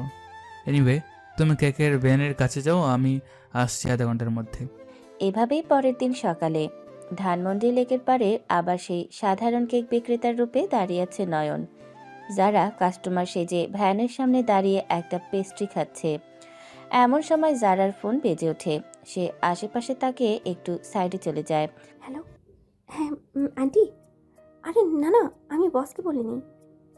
নয়ন কেক সাজাচ্ছিল। জারার ফিসফিসানি শুনে সে চুপি চুপি জারার ঠিক পেছনে গিয়ে দাঁড়ায়। জারা টেরই পায়নি। হ্যাঁ আন্টি, বসের মেয়ে আছে, 6 বছরের পিচ্চি একটা, পুরাই বসের কার্বন কপি। রাগটাও বসের মতনই। আপনারা ঢাকা চলে আসেন, আমি এয়ারপোর্টে গাড়ি পাঠিয়ে দেবো। কার সাথে কথা বলছো যারা? নয়নের গম্ভীর গলার আওয়াজে যারা রীতিমতো লাফ দিয়ে ওঠে। হাত থেকে পেস্ট্রিটা নিচে পড়ে যায়। সে তাড়াহুড়ো করে ফোনটা পেছনে লুকায়। ইয়ে বস, আপনি কখন এলেন পেছনে? যখন তুমি আন্টিকে বলেছিলে যে আমার একটা মেয়ে আছে। কেই আন্টি? কার সাথে কথা বলছিলে তুমি? ইয়ে মানে আমার বয়ফ্রেন্ডের সাথে কথা বলছিলাম বস। তোমার বয়ফ্রেন্ড? তা তোমার বয়ফ্রেন্ডকে তুমি আন্টি ডাকো কেন? সে কি জেন্ডার চেঞ্জ করছে নাকি? ঠিক তখনই কালু আর ভোলু লেকের পাড় ধরে দৌড়াতে দৌড়াতে সেখানে এসে হাজির হয়। তারা হাঁপাচ্ছে। বস, যারা ম্যাডামের কথা বিশ্বাস করবেন না। ও আজকাল একটু মেন্টাল হয়ে গেছে। মেন্টাল হয়ে গেছে মানে? কি বলতে চাও তোমরা? বস, যারা ম্যাডাম আসলে লন্ডনে আপনার বাবা মায়ের কাছে সব ফাঁস করে দিয়েছে। আয়েশা আন্টি মানে আপনার মা সব যাই না গেছে। তারা ঢাকা আইতাছে আজকে। নয়ন চোখ বড় বড় করে জারার দিকে তাকায়। যারা রাগে দাঁত কটমট করে কালুর মাথায় একটা থাপ্পড় মারে। তুই তো পুরাই গাধা রে কালু, এটা কোনো কথা রাখতে পারিস না? তোকে কে বলেছিল এখানে এসে বকতে? আরে, আমি তো বসের বিশ্বস্ত বডিগার্ড। আমি বসের লোকে বেইমানি কেমনে করি? যারা, তুমি এই কাজটা কেন করলে? আমি তোমাকে বারণ করেছিলাম না ফ্যামিলিকে জানাতে? বস, আন্টি আমাকে ইমোশনাল ব্ল্যাকমেল করেছে। বলেছে আমি যদি সত্যি না বলি তাহলে উনি ছাদ থেকে লাফ দেবেন। আমি কি করতাম? যারা আর কোনো কথা না বাড়িয়ে নয়নের রাগ দেখার আগেই সেখান থেকে ভোঁদর দেয়। এই যারা, দাঁড়াও বলছি। নয়ন মাথায় হাত দিয়ে রাস্তার পাশের একটা বেঞ্চে ধপ করে বসে পড়ে। শেষ। আমার পাগলাটে ফ্যামিলি ঢাকা আসছে। আমার মা এসে যদি দেখে আমি কেক বিক্রি করছি, সে তো ব্যান সমতে আমাকে লেগে ফেলে দেবে। এবার আমার 14 বছর কী হবে? বিকেলবেলা মিমির প্রচণ্ড আবদারে নয়ন আর মেহের তাকে নিয়ে রবীন্দ্র সরোবরে এসেছে। লেগে স্নিগ্ধ হাওয়া আর মানুষের ভিড়। একটা ফুচকার দোকানে বসেছে 3 জন। নয়নের পরনে সেই সাধারণ শার্ট আর মেহের একটা সুতির শাড়ি পরেছে। তাদের দেখে যে কেউ ভাববে একটা সুন্দর সুখী মধ্যবিত্ত পরিবার। এ না বাপ, হা করো। আরে মা, আমি জাল খেতে পারি না, তুই খা। চুপচাপ হা করো কইতেছি। ফুচকা না খাইলে তুমি বড় লোক হইবা কেমনে? এই ফুচকাটা অনেক স্পেশাল। মিমি জোর করে একটা বড় ফুচকা নয়নের মুখে ঢুকিয়ে দেয়। নয়ন ঝালে চোখ মুখ কুচকে ফেলে। মেহের খিলখিল করে হেসে ওঠে। যেমন বাপ তেমন মেয়ে, ঝাড় খেতে পারে না, আবার এসেছে প্রোটেকশন দিতে। হাসো, তুমিও হাসো। মা মেয়ে মিলে আমাকে মেরে ফেলো। তা মেহের ম্যাডাম, আজ তো আপনাকে বেশ খুশি খুশি লাগছে, ঘটনা কি? খুশি হব না? আমার ব্রুটেক্সের সব মাল আজ বিক্রি হয়ে গেছে। একসাথে এত টাকা আমি অনেক দিন দেখিনি। জানো, আমার খুব ইচ্ছে একটা ছোট শোরুম দেওয়ার। ইনশাল্লাহ একদিন তোমার খুব বড় শোরুম হবে, পুরো ঢাকা শহরের মানুষ তোমার বানানো জামা পরবে। কথা বলতে বলতে মেহেরের হাসিটা হঠাৎ ম্লান হয়ে যায়। সে একটা ফুচকা হাতে নিয়ে লেকের পানির দিকে তাকিয়ে থাকে। তার চোখে পানি জমতে শুরু করে। সবাই আমাকে শুধু ব্যবহার করেছে নয়, গত 6টা বছর আমি নরকে ছিলাম। বাবার বাড়িতে দিনের পর দিন অপমান, বাহিরের মানুষের নোংরা দৃষ্টি। সবাই আমাকে বেশ্যা বলেছে। বাবা মা আমাকে কুকুরের মতো তাড়িয়ে দিয়েছে। মেহের, তুমি কেন এসেছিলে সেই দিন রাতে? আমার খুব জানতে ইচ্ছে করে। তুমি আমাকে বাঁচিয়েছিলে, আবার সকালে উঠে দেখি তুমি নেই। কেন পালিয়ে গেলে তুমি? আমি তো তোমার কাছে কোনো টাকাও চাইনি, কোনো অধিকারও চাইনি। তাহলে কেন আমাকে একা ফেলে গিয়েছিলে? মেহেরের চোখের পানি গাল বিয়ে গড়িয়ে পড়ে। নয়ন নিজেকে আর আটকাতে পারে না। সে টেবিলের উপর দিয়ে হাত বাড়িয়ে মেহেরের হাতটা শক্ত করে চেপে ধরে। মেহের হাতটা সরিয়ে নেয় না। আমি পালাইনি মেহের, আমি সত্যি পালাইনি। আমার একটা ভয়ঙ্কর অ্যাক্সিডেন্ট হয়েছিল। আমি 1 মাস ঘুমাইছিলাম। জ্ঞান ফেরার পর আমার শুধু তোমার গায়ের গন্ধটা মনে ছিল, আর মনে ছিল তোমার বলে একটা কথা, যে তুমি চিজ কেক খেতে ভালোবাসো। তুমি তুমি শুধু আমার এই কথাটা মনে রেখেছিলে? হ্যাঁ, আমি পুরো ঢাকা শহর ঘুরে বেরিয়েছি তোমাকে খোঁজার জন্য। আমি কথা দিচ্ছি মেহের, যারা তোমাকে কাঁদিয়েছে, যারা তোমার গায়ে হাত তুলেছে, তাদের আমি রাস্তার ভিখারি বানিয়ে ছাড়বো। শুধু একটু সময় দাও আমাকে। মেহের চোখের পানি মুছে হালকা হাসে, একটা কষ্টের হাসি। পাগল, তুমি নিজেই তো গরিব। নিজে একটা ভ্যান ঠেলে কেক বেচো। তুমি কিভাবে ওদের ভিখারি বানাবে? আমার বাবা আর চৌধুরী গ্রুপ অনেক পাওয়ারফুল। গরিব মানুষের তো আল্লাহ আছে, তাই না? দেখো সময় কখন কিভাবে ঘুরে কেউ বলতে পারে না। আরে তোমরা কান্নাকাটি বাদ দিয়ে ফুচকা খাইতে পারো না? ফুচকা তো নরম হয়ে যাইতেছে। মামুনি, বাপরে আর একটা ফুচকা দাও তো। তিনজনের হাসিতে আবার রবীন্দ্র সরোবরের পরিবেশটা মিষ্টি হয়ে ওঠে। কিন্তু এই শান্তির মাঝেই যে এক বিশাল ঝড় ধেয়ে আসছে তা তারা কেউ জানে না। সন্ধ্যা 6টা। এদিকে হজরত শাহজালাল আন্তর্জাতিক বিমানবন্দর ভিআইপি রানওয়েতে একটি অত্যাধুনিক প্রাইভেট জেট এসে ল্যান্ড করে। বিমানের সিঁড়ি দিয়ে রাজকীয় স্টাইলে নেমে আসেন নয়নের বাবা সিকান্দার শিকদার, মা আয়েশা বেগম এবং ছোট বোন লিয়া।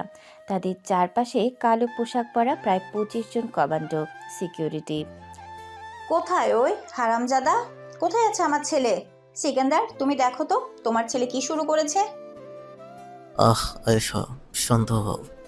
আমরা তো ঢাকা শহরে কেবল পা দিলাম, আগে মেনশনে যাই, তারপর ওর সাথে কথা বলবো। কিসের মেনশন? আমার ছেলে এত বড় কোম্পানির মালিক, সে কিনা রাস্তার মোড়ে দাঁড়িয়ে ভ্যানে করে কেক বিক্রি করছে, আর তার একটা মেয়ে আছে। আমাকে একবার বলার প্রয়োজনও মনে করনি ও? আজকে গিয়ে ওর ওই কেকের ভ্যান আমি বুড়িগঙ্গায় ফেলে দেব। ওর ওই বস্তির বউকে আমি দেখে নেব। ওফ মা, তুমি এত হাইপার হচ্ছ কেন? ভাইয়া যখন কাউকে পছন্দ করেছে, মেয়েটা নিশ্চয়ই স্পেশাল হবে। আর আমার তো ভাইজিকে দেখার জন্য তর্স হয়েছে না। আয়েশা বেগম রাগে গজগজ করতে করতে এয়ারপোর্টের বাইরে অপেক্ষারত গাড়ির বহরে গিয়ে ওঠেন। অন্যদিকে মিরপুর রাশেদের বাড়িতে এক অন্যরকম অন্ধকারের ষড়যন্ত্র চলছে। ড্রয়িং রুমে বসে রাশেদ একটা কালো ফোন কানে দিয়ে কথা বলছে। পাশে রুবিনা আর তানিয়া বসে আছে। হ্যাঁ, কাজটা আজ রাতের মধ্যেই হওয়া চাই। ওই কেকওয়ালাকে আমি পরে দেখে নেব, আগে ওই বাচ্চাটাকে রাস্তা থেকে সরাতে হবে। কি বলছো তুমি ফোনে? চুপ করো। হ্যাঁ শোন, ওই বাচ্চাটাকে এমনভাবে তুলবি যেন কেউ টেরই না পায়। ওকে সোজা বর্ডারের ওই পারে পাচার করে দিবি, এমন জায়গায় বিক্রি করে দিবি যেন ওই মেহের আর তার রাস্তার ফকির নগর জীবনেও খুঁজে না পায়। বাবা, কাজটা কি ঠিক হবে? পুলিশ যদি... কোনো পুলিশ আসবে না। আমার ডিল নষ্ট করেছে ও, ওকে আমি দুনিয়া থেকে গায়েব করে দেব। শোন, ওরা এখন বরেন্দ্র সরোবরের আশেপাশে আছে, এখনই অ্যাটাক কর। রাশেদ ফোন কেটে ক্রূর হাসি হাসে। এদিকে লেকের পাড়ে বেঞ্চে বসে নয়ন মিমির সাথে গল্প করছিল। মেহের একটু দূরে দাঁড়িয়ে বিল দিচ্ছিল। হঠাৎ নয়নের পকেটে থাকা একটা স্পেশাল সিক্রেট ফোন ভাইব্রেট করে ওঠে। নয়ন পকেট থেকে ফোনটা বের করে স্ক্রিনের দিকে তাকায় আননোন নম্বর থেকে একটা এনক্রিপ্টেড মেসেজ এসেছে। বস, আন্ডারওয়ার্ল্ড থেকে আমাদের ইনফর্মার খবর দিয়েছে মিমির উপর অ্যাটাক হতে যাচ্ছে আগামী 2 ঘন্টার মধ্যে। রাশেদ সাহেব অর্ডার কনফার্ম করেছেন। মেসেজটা পড়া মাত্রই নয়নের হাতের মুঠি শক্ত হয়ে যায়, মুখের পেশিগুলো টান টান হয়ে ওঠে। মুহূর্তের মধ্যে ওই সাধারণ হাসি খুশি কেক বিক্রেতার সরলতার মুছে গিয়ে তার জায়গায় ফুটে ওঠে এক নিষ্ঠুর সাইকোপ্যাথ বিলিয়নিয়ারের প্রতিচ্ছবি। তার চোখের দৃষ্টি এতটা হিমশীতল হয়ে যায় যে আশেপাশে দাঁড়ানো মানুষজনও যেন সেই ভয়ঙ্কর আভা টের পায়। নয়ন ফিসফিস করে নিজের মনে বলে, আমার মেয়ের গায়ে হাত দেওয়ার স্বপ্ন? রাশেদ, তুই তোর নিজের কবরে মাটি আজ নিজে হাতে করেছিস। লেকের শান্ত পানিতে হঠাৎ যেন একটা অদৃশ্য ঝড় আছড়ে পড়ে। নয়ন তার সাধারণ শার্টের কলারটা একটু ঠিক করে মেহের আর মিহির দিকে শান্ত পায়ে এগিয়ে যায়।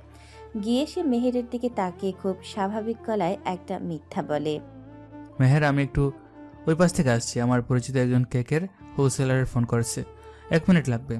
তাড়াতাড়ি এসো, এমনিতেই সন্ধ্যা হয়ে যাচ্ছে, বাড়ি ফিরতে হবে। নয়ন একটু আড়ালে একটা বড় গাছের পেছনে গিয়ে দাঁড়ায়। তার চোখের দৃষ্টি এখন বরফের মতো হিমশীতল। সে পকেট থেকে ফোন বের করে, স্পিড ডায়ালে যারাকে কল করে। যারা, রাশেদ একটা টিম পাঠিয়েছে মিমিকে তুলে নেওয়ার জন্য। ওরা পার্কের দিকে আসছে। আমি চাই না এই রবীন্দ্র সরোবরে আশেপাশে একটা মাছি ওড়ুক। কিডন্যাপিং তো দূরের কথা, ওই গুন্ডাদের এমন অবস্থা করো যেন তারা জীবনও হাঁটার কথা ভুলে যায়। আজ ওদের রক্ত দিয়ে আমি এই লেকের পানি লাল দেখতে চাই। বস রিল্যাক্স, আপনি পার্কের ভেতরে ম্যাডামের সাথে কোয়ালিটি টাইম স্পেন্ড করুন। কালু আর ভোলু অলরেডি স্পটে। রাশাদের গুন্ডারা পার্কের গেটে আসার আগেই আমাদের দুটো কালো মাইক্রোবাস ওদের ঘিরে ফেলেছে। ভ্যানে তুলে ওদের হাড় গোড় গুঁড়া করে দেওয়া হয়েছে। কিডন্যাপিংয়ের প্ল্যান সেখানেই কবর দিয়েছে বস, আপনি নিশ্চিন্তে ফুচকা খান। গুড। রাশেদকে কোনো মেসেজ দেওয়ার দরকার নেই, ও অন্ধকারে থাকুক। ও বাবুক ওর গুন্ডারা কাজ করেছে। আমি ওর অহংকার এমনভাবে ভাঙবো যে ও নিজেই নিজের মৃত্যু চাইবে। নতুন ফোন কেটে একটা স্বস্তির শ্বাস ফেলে।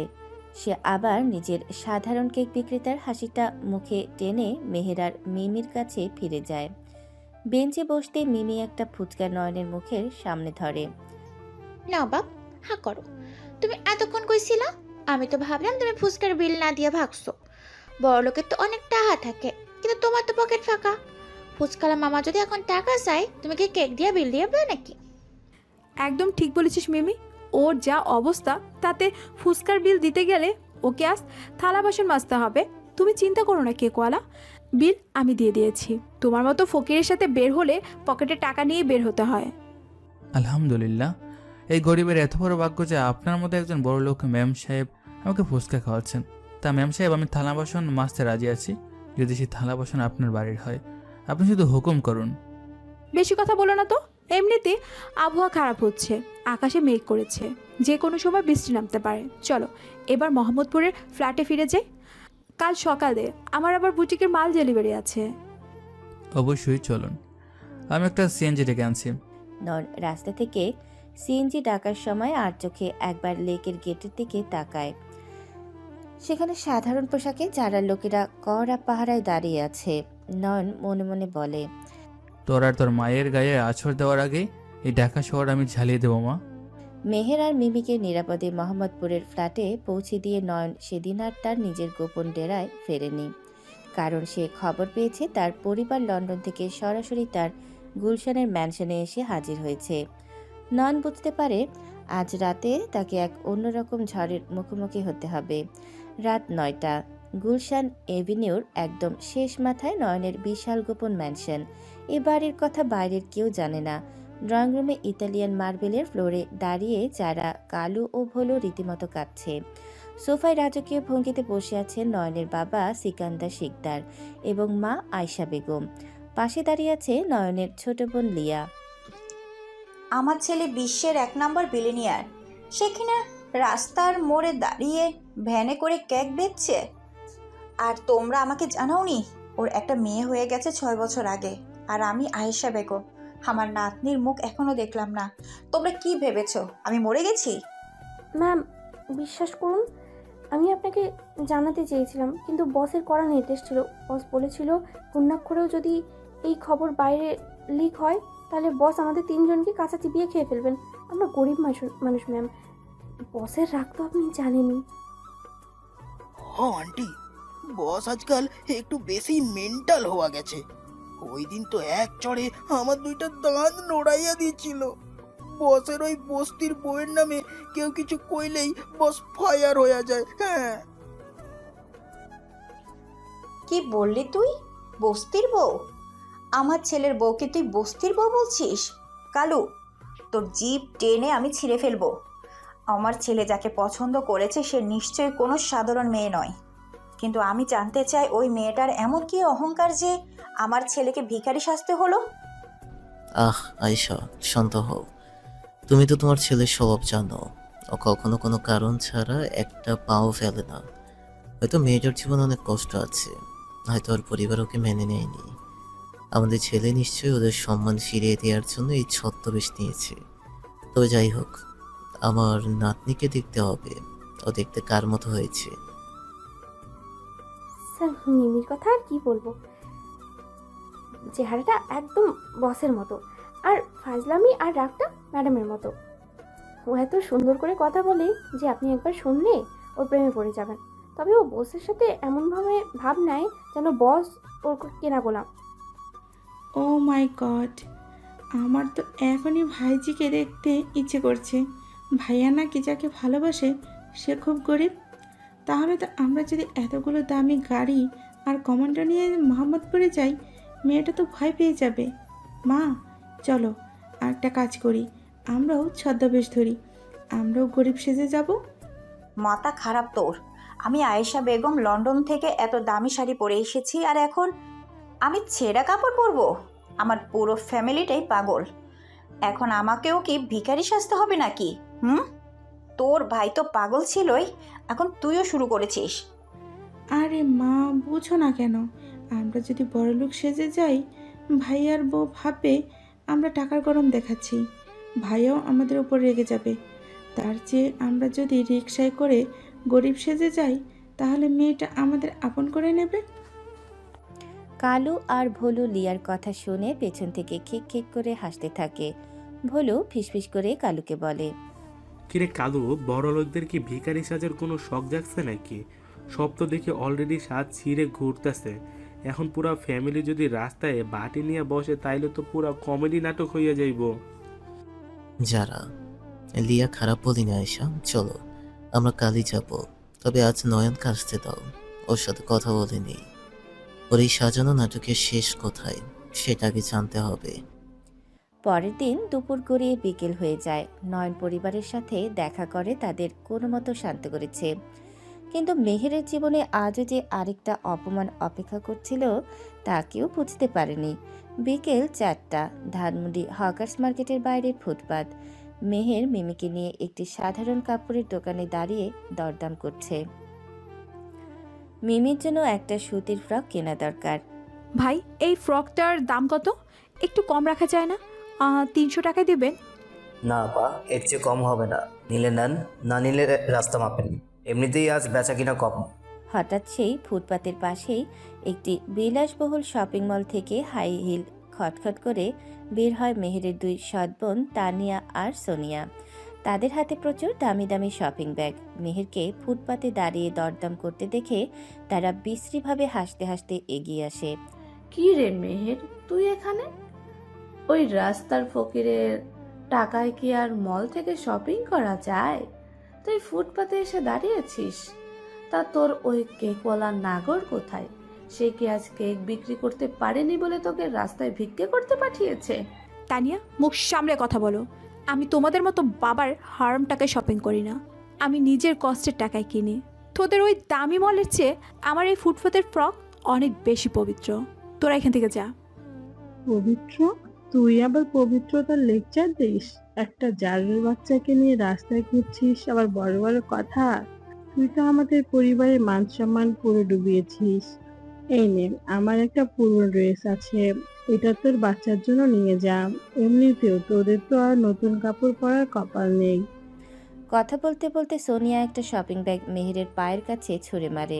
মেহেরের চোখ ফেটে পানি চলে আসে অপমানে, কিন্তু সে দাঁত চেপে রাগ কন্ট্রোল করে। তোর ভিক্ষের জিনিস আমার লাগবে না সোনিয়া, ওই ব্যাগটা তুলে নিয়ে যা। আমার মেয়ে ছেঁড়া জামা পরবে, তবু তোদের মতো নোংরা মানুষের ছায়া মারাবে না। তোদের টাকার অনেক অহংকার, তাই না? মনে রাখিস, আল্লাহ চাইলে এই অহংকার ভাঙতে 1 সেকেন্ডও লাগবে না। খুব তো তেজ। কাল তো বাবা এমন ব্যবস্থা করবে যে তুই আর তোর ওই জারজ বাচ্চা রাস্তায় বসে ভিক্ষা করবি। বাবার ডিল ক্যান্সেল করার শাস্তি তো তোকে পেতেই হবে। তানিয়া রেগে গিয়ে মেহেরকে সজোরে একটা ধাক্কা দেয়। মেহের একটু তাল সামলাতে না পেরে পেছনের দিকে সরে যায়। মিমি ভয় পেয়ে মেহেরের আঁচল চেপে ধরে, কিন্তু তারা কেউ খেয়াল করেনি মাত্র 20 হাত দূরে রাস্তার ওপাশে কেকের ভ্যান নিয়ে দাঁড়িয়েছিল নয়ন। মেহেরকে ধাক্কা দেওয়ার দৃশ্যটা দেখেই নয়নের চোখের শিরাগুলো ফুলে ওঠে। তার রক্ত টকবক করে ফুটছে।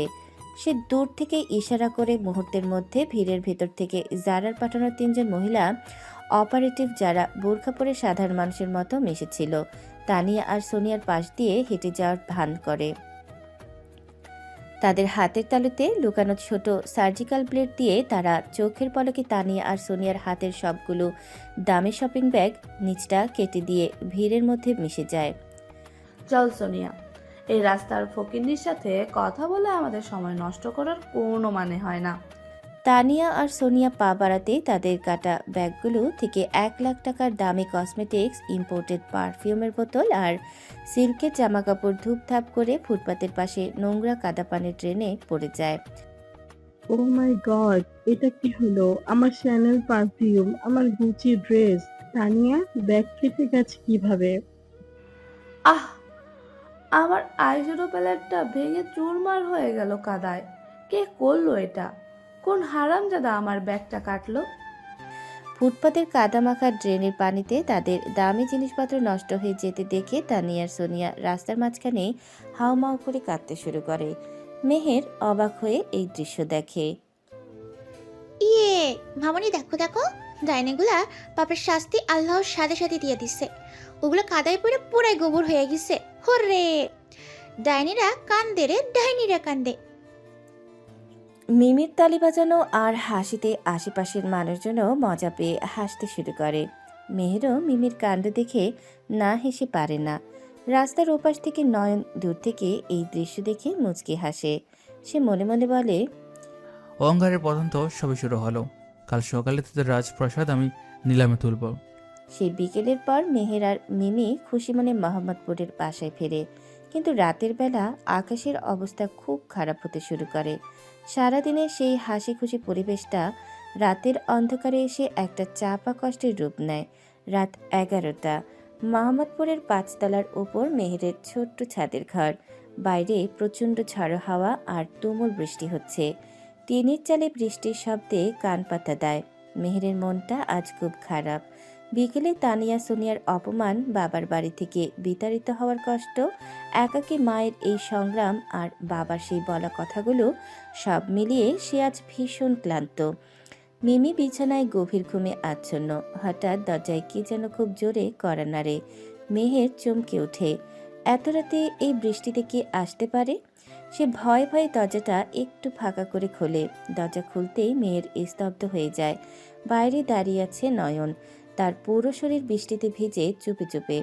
সস্তা শার্টটা শরীরের সাথে লিপটে আছে, চুল বিয়ে পানি পড়ছে। তুমি এত রাতে বৃষ্টিতে এখানে কি করছো? কিছু হয়েছে? তোমার তো বাসা যাওয়ার কথা ছিল। নয়ন কোনো কথা বলে না।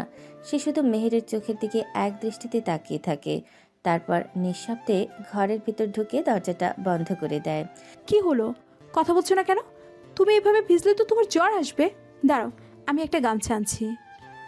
মেহের গামছা আনতে যাওয়ার জন্য ঘুরে দাঁড়াতেই নয়ন মেহেরের হাতটা শক্ত করে ধরে ফেলে। নয়নের স্পর্শে মেহেরের পুরো শরীরে একটা বিদ্যুৎ খেলে যায়। গামছা লাগবে না মেহের। আমার এই বৃষ্টির জলের চেয়ে তোমার চোখের জলের ওজন অনেক বেশি। তুমি কাঁদছিলে তাই না? আমি জানি আজ বিকালে ওই রাস্তায় তানিয়ারা তোমাকে অপমান করেছে। আমি এটাও জানি রাশে তুমি আমাকে কেড়ে নেওয়ার প্ল্যান করছে। তুমি নিজেকে এত একা কেন ভাবছো মেহের? নয়নের এই গভীর আর মায়াবী কথাগুলো মেহেরের ভেতরের জমে থাকা সব কষ্ট এক নিমেষে ভেঙে চুরমার করে দেয়। মেহের আর নিজেকে ধরে রাখতে পারে না। সে হঠাৎ নয়নের প্রশস্ত বুকে আছড়ে পড়ে ডুকরে কেঁদে ওঠে। আমি আর পারছি না নয়ন, ওরা আমাকে বাঁচতে দিবে না। ওরা সবাই মিলে আমার মিমিকে কেড়ে নিতে চায়। আমি একা কত লড়াই করব, আমার যে খুব কষ্ট হয়। আমি তো কারো কোনো ক্ষতি করিনি, তাহলে কেন ওরা আমার সাথে এমন করে? কেন আমাকে সবাই বেশ্যা বলে কেন? মেহেরের কান্নায় নয়নের বুকের ভেতরটা দুমড়ে মুচড়ে যায়। সে তার দুই পেশিবহুল হাত দিয়ে মেহেরকে শক্ত করে জড়িয়ে ধরে। তার হাতে মেহেরের ভেজা পেট স্পর্শ করে, যেখানে মেহেরের শাড়ির আঁচলটা কিছুটা সরে গেছে। শান্ত হো মেহের, কেউ তোমার থেকে কিচ্ছু করতে পারবে না। আমি আছি তো। তোমার চোখের এক ফোঁটা পানির বদলে আমি ওদের রক্ত দিয়ে নেব। তুমি এখানেও, আমি তোমার ছায়া হয়ে থাকবো আজীবন। মেহের ধীরে ধীরে মুখ তুলে নয়নের দিকে তাকায়। দুজনের মুখ একদম কাছাকাছি। নয়নের চোখের দৃষ্টিতে আজ কোনো কেক বিক্রেতার সারল্য নেই, আছে এক তীব্র পাগল করা অদ্ভুত নেশা। মেহেরের চোখের পানি আর নয়নের ভেজা শরীর এক অদ্ভুত রোমান্টিক পরিবেশ তৈরি করে। মেহেরের ভেজা গোলাপি ঠোঁট দুটো কাঁপছে। নয়ন আর নিজেকে ধরে রাখতে পারে না। তার ভেতরের 6 বছর ধরে জমিয়ে রাখা তৃষ্ণা যেন আজ বাঁধ ভেঙে যায়। সে আলতো করে মেহেরের ঠোঁটে নিজের ঠোঁট ডুবিয়ে দেয়। মেহের প্রথমে চমকে গেলেও মুহূর্তের মধ্যেই সে নয়নের শার্ট খামচে ধরে। 6 বছর আগে সেই বৃষ্টিস্নাত রাতের মতোই আজ আবার তাদের মাঝে এক আদিম নিষিদ্ধ আগুন জ্বলে ওঠে। নয়ন মেহেরের কোমর জড়িয়ে ধরে তাকে ধীরে ধীরে দেয়ালের সাথে চেপে ধরে। তার আগ্রাসী কিন্তু মায়াবী চুমন মেহেরের সব কষ্ট, সব যন্ত্রণা যেন শুষে নিতে থাকে। মেহেরের ঘাড়, গলা আর ঠোঁটে নয়নের উষ্ণ স্পর্শ মেহেরকে এক অন্য জগতে নিয়ে যায়। টিনের চালে বৃষ্টির একটানা শব্দ ছাপিয়ে তাদের দুজনের গাঢ় শ্বাস প্রশ্বাসের শব্দ ঘরময় ছড়িয়ে পড়ে। মেহের চোখ বন্ধ করে নয়নের চুলে হাত ডুবিয়ে দেয়। নয়ন, আমাকে ছেড়ে যাবে না তো আবার? কাল সকালে উঠে দেখবো না তো যে তুমি নেই? আমি মরে যাব তাহলে। আমি কোথাও যাব না মেহের। এই 6টা বছর আমি শুধু তোমাকেই খুঁজেছি। এবার যদি মৃত্যু আসে তাকে আমি দরজার অপার থেকে ফিরিয়ে দেব। তুমি শুধু আমার রাজকন্যা। বাইরের ঝড় বৃষ্টির মাতামাতি আর ভেতরের এই উষ্ণ প্রেমের আদান প্রদান মিলেমিশে একাকার হয়ে যায়। মেহের আজ প্রথমবারের মতো অনুভব করে সে আর একা নয়। তার জীবনে এক এমন পুরুষ এসেছে যে তার জন্য পুরো পৃথিবীর সামনে লড়তে প্রস্তুত। কিন্তু মেহের আজও জানে না এই পুরুষটি সাধারণ কেউ নয়, সে এক বিশাল সাম্রাজ্যের অধিপতি। পরের দিন গতরাতে সেই ঝড় বৃষ্টি আর আবেগময় মুহূর্তের পর সকালের রোদটা যেন একটু বেশি উজ্জ্বল হয়ে ফুটেছে। ধানমন্ডি 15 নাম্বারের ফুটপাতে রোজকার মতোই নিজের কেকের ভ্যান নিয়ে দাঁড়িয়ে আছে নয়ন। হঠাৎ দুজন বয়স্ক মানুষ এসে নয়নের ভ্যানের সামনে দাঁড়ায়। লোকটার পরনে একটা ছেঁড়া ময়লা শার্ট আর বয়স্ক মহিলার পরনে একটা পুরনো বিবর্ণ সুতির শাড়ি। তারা আর কেউ নয়, নয়নের বাবা সিকান্দার আর মা আয়শা। মা, বাবা, তোমরা এসব কি শুরু করছো? এই বেশ কেন তোমাদের? এই ছেঁড়া শাড়ি আর ফতুয়া কোথায় ফেলে তোমরা? চুপ কর একদম। তুই যদি বিলিনিয়ার হয়ে এই রাস্তায় দাঁড়িয়ে কেক বেচতে পারিস, তবে আমি তোর মা হয়ে এই ছেঁড়া শাড়ি পরতে পারবো না কেন? তোর বাপ তো আমাকে ওই গুলিস্তানের ফুটপাথ থেকে এই শাড়ি কিনে দিয়েছে। তুই কি ভেবেছিস তুই একা নাটক করবি আর আমরা বসে বসে দেখবো? আয়শা, আস্তে কথা বলো। লোকজন তো আমাদের দিকেই তাকিয়ে আছে। নয়ন, তোর মা তো জেদ ধরে বসলো, বললো সে তার ছেলের বউয়ের সামনে বড়লোক সেজে যাবে না, তাই এই অবস্থা। ঠিক তখনই মেহের আর মিমি রাস্তা পার হয়ে ভ্যানের সামনে আসে। মিমি বয়স্ক দুজনকে এমন অদ্ভুত পোশাকে দেখে চোখ বড় বড় করে তাকায়। বাপ, এরা কারা? তোমার মতো এরাও কি ফকির? তোমার কি ফকির সমিতিতে আছে নাকি? সারাদিন খালি ফকির আর ফকির। আয়শা বেগম মিমির কিউট গোলগাল চেহারা আর পাকা পাকা কথা শুনে একদম গলে যান। তিনি নিজের ছেঁড়া শাড়ির আঁচল ঠিক করে মিমকে কোলে তুলে নেন। হায় রে আমার দাদু ভাই, আমার চাঁদের টুকরা, আমি তোর দাদিমা আর ওইটা তোর দাদু। তুই তো একদম তোর বাপের মতো হয়েছিস রে। ওমা, তুমি আমার দাদি? কিন্তু দাদি, তোমার হাতের নখগুলো এত দামি নেল পালিশ কেন? চকচক করতেছে একদম। আর দাদাদুর হাতের ঘড়িটা তো পুরোই আয়রনম্যানের মতো। তোমরা কি বড়লোক ফকির, নাকি চুরি করে আনছো? ইয়ে মানে দাদু ভাই, এটাও রাস্তা থেকে কুড়িয়ে পেয়েছিলাম তো, তাই হাতে পড়েছি। মিমি, একদম চুপ করো। বড়দের সাথে এভাবে কথা বলবে না। আসসালামু আলাইকুম চাচা চাচি, আপনারা নয়নের বাবা মা, এটা জেনে আমার খুব ভালো লাগছে। কিন্তু আপনারা এই বয়সে এইভাবে রাস্তায় কেন? আপনাদের ছেলে তো আপনাদের কোনো খোঁজই নেয় না। ওয়ালাইকুম আসসালাম মা। কি করব বলো, ছেলে তো আমাদের পাগল। তবে তোমাকে দেখে আমার চোখ জুড়িয়ে গেছে মা। মেয়েটার চেহারা কি মায়া! এই মেয়েই তো আমার ছেলের জীবন পাল্টে দিয়েছে। আপনারা কিছু মনে করবেন না চাচি, নয়ন গরিব হতে পারে, কিন্তু ও মানুষ হিসেবে খুবই ভালো।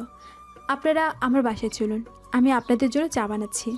রাস্তায় এইভাবে দাঁড়িয়ে থাকা ঠিক না। আয়েশা বেগম মেহেরের কথা শুনে মুগ্ধ হয়ে সিকান্দারের দিকে তাকান। এই মেয়ে তো সত্যি হীরের টুকরো। নয়ন তার বাবা মাকে লেকের পাড়ে একটা নিরিবিলি গাছের নিচে নিয়ে যায়। মেহের তখন ভ্যানের কাছে দাঁড়িয়ে মিমির সাথে কথা বলছিল। তোমরা এসব কি শুরু করছো মা? তোমরা কি আমার পুরো প্ল্যানটা নষ্ট করে দেবে? আমি তো বলেছিলাম আমি মেহেরকে সব বলে তারপর তোমাদের কাছে নিয়ে যাব। তুই আমাদের ছেড়ে এই রাস্তায় পড়ে আছিস, আর আমরা এসি রুমে থাকবো? কিন্তু তুই এই কেক বিক্রির নাটক কেন করছিস বাবা? তোর এত বড় কোম্পানি, এত টাকা পয়সা সব ফেলে তুই কেন এই ফুটপাতে? মা, তোমরা তো জানো 6 বছর আগে ওই রাতের পর আমি গাড়ি নিয়ে ফেরার পথে আমার অ্যাক্সিডেন্ট হয়। আমার রাইভাল কোম্পানির লোকেরা আমাকে হত্যা করার চেষ্টা করছিল। আমি 1 মাস ঘুমাইছিলাম। আমার মৃত্যুর সাথে পাঞ্জা লড়ার সময় আমি শুধু একটা গুড়ের মধ্যে ছিলাম। কিসের ঘর বাবা? তুই তো অজ্ঞান। ফেরার পর আমাদের কাউকে চিনতেই পারছিলি না। আমার স্মৃতিতে শুধু ওই রাতের মেয়েটির মানে মেহেরের গায়ের সুবাসটা লেগেছিল। আর নেশার গড়ে মেহের আমার বুকে মাথা রেখে বলেছিল, আমার না খুব ব্লুবেরি চিজ কেক খেতে ইচ্ছে করে, কিন্তু আমার কাছে টাকা নেই। মা বিশ্বাস করো, ক্ষমা থেকে ফিরে আমার ওই কর্পোরেট জীবনের রক্তারক্তির মিথ্যা দুঃখ আর টাকার অহংকার থেকে দম বন্ধ লাগতো। আমার শুধু মেহেরের ওই অসহায় মুখটা মনে পড়তো। হ্যাঁ মা, কিন্তু তাই বলে তুই নিজের পরিচয় লুকিয়ে ফেললি? কারণ আমি এমন কাউকে চেয়েছিলাম যে নয়ন সিকান্দারের টাকা নয়, শুধু নয়নকে ভালোবাসবে। আমি সব দায়িত্ব যারার হাতে দিয়ে এই ছদ্মবেশ নেই। আমি পুরো ঢাকার শহরের অলিতে গলিতে ব্লুবেরি চিজ কেক বিক্রি করা শুরু করি, শুধু এই আশায় যে একদিন সেই মেয়েটি এই কেক খেতে আসবে। আর দেখো মা, আল্লাহ আমার ডাক শুনেছেন। 6 বছর পর মেয়ের সত্যি এসেছে। ও আমাকে একজন সাধারণ কেকওয়ালা যে ও নিজের সবটুকু দিয়ে ভালোবাসে। ওর এই ভালোবাসা আমার 20 টাকার সাম্রাজ্যের চেয়েও দামি। আমি বুঝতে পেরেছি বাবা, আমরা আর তোর কোনো কাজে বাধা দেব না। তুই তোর মতো করেই সব শেষ কর, আমরা তোর পাশেই আছি। বাবা মায়ের সাথে কথা শেষ করে নয়ন আবার মেহেরের কাছে ফিরে যায়। কিন্তু নয়ন জানতো না দুপুরের দিকে মেহেরের জীবনে এক ভয়ঙ্কর সাইক্লোন আসতে চলেছে। দুপুরবেলা মোহাম্মদপুরে মেহেরের ভাড়া বাড়ি। মেহের রান্নাঘরে মিমির জন্য খাবার পাচ্ছিল। হঠাৎ বাড়ির নিচে পরপর 3টি পুলিশের গাড়ির সাইরেন বেজে ওঠে। মেহেরের বাসার দরজার সজোরে ধাক্কা দিয়ে খুলে যায়। ঘরে প্রবেশ করে মেহেরের বাবা রাশেদ, সৎমা রুবিনা, একজন দুর্নীতিগ্রস্ত ম্যাজিস্ট্রেট এবং কয়েকজন পুলিশ অফিসার। বাবা, আপনারা এখানে? আর পুলিশ কেন? কি চান আপনারা আমার কাছে? আমি তো আপনাদের বাড়ি ছেড়ে দিয়েছি। তোর মতো কুলক্ষণা মেয়েকে বাড়ি থেকে বের করে দিলেই তো আর পাপ পুছে যায় না। তুই আমাদের মান সম্মান রাস্তায় মিশিয়েছিস। ম্যাজিস্ট্রেট সাহেব, এই সেই মেয়ে। এবার আপনি আপনার কাজ করুন। মেহের খাতুন, আপনার বিরুদ্ধে একটা সিরিয়াস অভিযোগ এসেছে। আপনি একজন চরিত্রহীন নারী। আপনার আয়ের কোনো বৈধ উৎস নেই। আপনি একজন ভবঘুরে, ঠিকানাহীন কেক বিক্রেতার সাথে অবৈধ সম্পর্ক রেখেছেন। আইনের দৃষ্টিতে আপনি একজন শিশুকে সুস্থ ও নিরাপদ পরিবেশে বড় করার যোগ্য নন। এসব কি বলছেন আপনি? আমার মেয়েকে আমি আমার হালাল উপার্জনে বড় করেছি। আপনাদের এসব মিথ্যা অপবাদ আমি মানব না। আপনারা আমার বাসা থেকে বেরিয়ে যান। আইন আবেগে চলে না Meher Khatun. Child protection act অনুযায়ী আপনার এই পরিবেশে বাচ্চার জন্য ক্ষতিকর। কোর্টের অর্ডার আছে, মিমিকে আজই সরকারি এতিমখানায় নিয়ে যাওয়া হবে। পুলিশ, বাচ্চাকে সিকিউর করুন। মেহের পাথর হয়ে যায়। তার পায়ের তলা থেকে মাটি সরে যায়। সে দৌড়ে গিয়ে মিমিকে শক্ত করে নিজের বুকের ভিতর জড়িয়ে ধরে। না না না, আপনারা আমার মেয়েকে নিতে পারেন না। আমি রক্ত বিক্রি করে হলো ওকে খাওয়াই, ও আমার জান। বাবা, আমি আপনার পায়ে পড়ছি, আমার মেয়েকে আমার কোল থেকে কেড়ে নেবেন না। রুবিনা বেগম, আপনারা তো আমাকে বাড়ি থেকে বের করে দিয়েছেন, এবার আমাকে শান্তিতে বাঁচতে দিন। শান্তিতে বাঁচতে দেব? তুই আমার 10 কোটি টাকার ডিল নষ্ট করেছিস মেহের। এই বাচ্চাটা না থাকলে তোকে বিয়ে দিয়ে 10 কোটি টাকা বিল পেতাম। আমি তোকে তিলে তিলে মারবো। তুই তো খুব ওই কেকওয়ালার অহংকার করিস, তাই না? তোর ওই ফকির নাগরকে ডাক, দেখি সে আজ কিভাবে বাঁচায়। পুলিশ, দাঁড়িয়ে আছেন কেন? মেয়েটাকে টেনে কেড়ে না ওর কোল থেকে। দুজন মহিলা পুলিশ এগিয়ে এসে মেহেরের কোল থেকে মিমিকে টেনে হিঁচড়ে নিয়ে যাওয়ার চেষ্টা করে। মেহের ফ্লোরে পড়ে গিয়েও মিমির হাত শক্ত করে ধরে রাখে। মামনি, আমাকে ছেড়ে দিও না, ওরা পচা মানুষ। বাপকে ডাকো। বাপ, ও বাপ, তুমি কই? আমার ওরা ধরে নিয়ে যাইতেছে। মিমি, আমার বাচ্চাটাকে ছেড়ে দিন আপনারা, আল্লাহর গজব পড়বে আপনাদের উপর। আমার মেয়েকে আমি এতিমখানায় দেব না। পুলিশের টানাটানিতে মেহেরের শাড়ির আঁচল ছিঁড়ে যায়, মিমির কচি হাতে কালশিটে পড়ে যায়। পুরো ঘর মিমির আর মেহেরের গগনবিদারী কান্নায় ভারী হয়ে ওঠে। ঠিক সেই মুহূর্তেই ঘটে এক অভাবনীয় ঘটনা। হঠাৎ দরজায় একটা বজ্রকণ্ঠ শোনা যায়, যে কণ্ঠ পুরো ঘরের সবাইকে 1 সেকেন্ডের জন্য স্তব্ধ করে দেয়। ওর গায়ে যদি আর একটা হাতও পড়েছে, ওই হাত আমি শরীর থেকে আলাদা করে দেব, আর সেই লাশ আমি এমন জায়গায় গুম করব তোদের 14 গোষ্ঠী খুঁজে পাবে না। ঘরের সবাই একসাথে দরজার দিকে ঘুরে তাকায়। দরজায় দাঁড়িয়ে আছে নয়ন, কিন্তু আজ তার পরনে সেই সস্তা কেক বিক্রেতার শার্ট নেই। নয়নের পরনে আজ কুচকুচে কালো রঙের এক্সক্লুসিভ আরমানি 3 পিস স্যুট, চোখে দামি রোদ চশমা, ডান হাতে একটা কালো রঙের স্পেশাল ওয়াকিং স্টিক। তার ঠিক পেছনে ফাইল হাতে দাঁড়িয়ে আছে যারা, আর তাদের পেছনে অন্তত 20 জন ব্ল্যাক ক্যাট কমান্ডো, যাদের হাতে অটোমেটিক রাইফেল। কিরে কেকওয়ালা, আজ আবার নতুন নাটক শুরু করে দিলি? ভাড়া করা স্যুট আর গুন্ডা নিয়ে এসেছিস ভয় দেখাতে? ম্যাজিস্ট্রেট সাহেব, ওই লোকটাকেও অ্যারেস্ট করুন, ও সরকারি কাজে বাধা দিচ্ছে। ম্যাজিস্ট্রেট নয়নকে দেখে ভ্রু কুচকায়। লোকটাকে তার খুব চেনা চেনা লাগছে। এই চেহারা, এই পার্সোনালিটি, পেছনের এই কমান্ডো বাহিনী, এগুলো তো কোনো সাধারণ কেকওয়ালার হতে পারে না। এক্সকিউজ মি, আপনি কি জানেন আপনি কোর্টের অর্ডারের উপরে কথা বলছেন? নয়ন শান্ত পায়ে মেহেরের দিকে এগিয়ে আসে। তার রোদ চশমার আড়ালের চোখ দুটোতে কোনো আবেগ নেই, আছে শুধু ধ্বংসের নেশা। সে পকেট থেকে তার স্পেশাল ফোনটা বের করে কানে লাগায় এবং মাত্র একটা শব্দ উচ্চারণ করে, নাও। নয়নের ওই একটা কথার পর ঠিক 5 মিনিটের মধ্যে মেহেরের বাড়ির বাইরের পুরো দৃশ্য জাদুর মতো পাল্টে যায়। আকাশে দুটো হেলিকপ্টারের বিকট শব্দ শোনা যায়। ঢাকা শহরের পুলিশ কমিশনার নিজে 5 গাড়ি স্পেশাল ফোর্স নিয়ে মেহেরের বাড়ির সামনে এসে ব্রেক কষেন। কমিশনার দৌড়ে সিঁড়ি ভেঙে উপরে উঠে আসেন। Good afternoon sir, I am extremely sorry for this delay. ট্রাফিকের জন্য আমার 5 মিনিট পৌঁছাতে লেট হয়ে গেল স্যার। পুলিশ কমিশনের কথা শুনে ম্যাজিস্ট্রেটের হাত থেকে কোর্টের ভুয়া ফাইলটা ফ্লোরে পড়ে যায়। রাশেদ, রবিনা, রানিয়া, সোনিয়া সবার চোখে বড় বড় হয়ে যায়। পুলিশ কমিশনার নিজে একটা সাধারণ কেকওয়ালাকে স্যার বলছে। কমিশনার সাহেব, আপনি রাস্তার কেকওয়ালাকে স্যার বলছেন কেন? আপনি জানেন না ও একটা ভবঘুরে ফকির? সেটা মিস্টার রাশেদ, আপনার সাহস তো কম না, আপনি ওনাকে ফকির বলছেন? যারা হাই হিল খটখট করে সামনে এগিয়ে আসে। তার চোখের দৃষ্টিতে তাচ্ছিল্য। সে ফাইলের কভারটা খুলে সবার সামনে তুলে ধরে।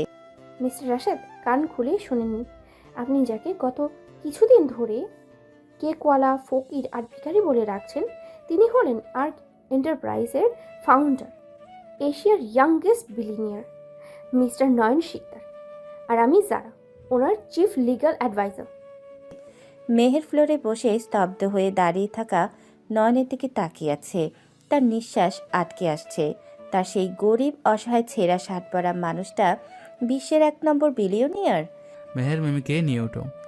নয়ন মেহেরের কাছে গিয়ে এক হাতে মিমিকে কোলে তুলে নেয়, আর অন্য হাতে মেহেরকে মাটি থেকে টেনে তোলে। তারপর রাশেদের দিকে ফিরে 1 পা এগিয়ে যায়। আমার মেয়ের গায়ে হাত দেওয়ার সাহস তুমি কিভাবে করলে রাশেদ? তুমি ভেবেছিলে তোমার 10 কোটি টাকার ডিল ক্যান্সেল হয়েছে বলে তুমি আমার মেয়েকে এতিমখানে পাঠাবে? যারা আপডেট কি?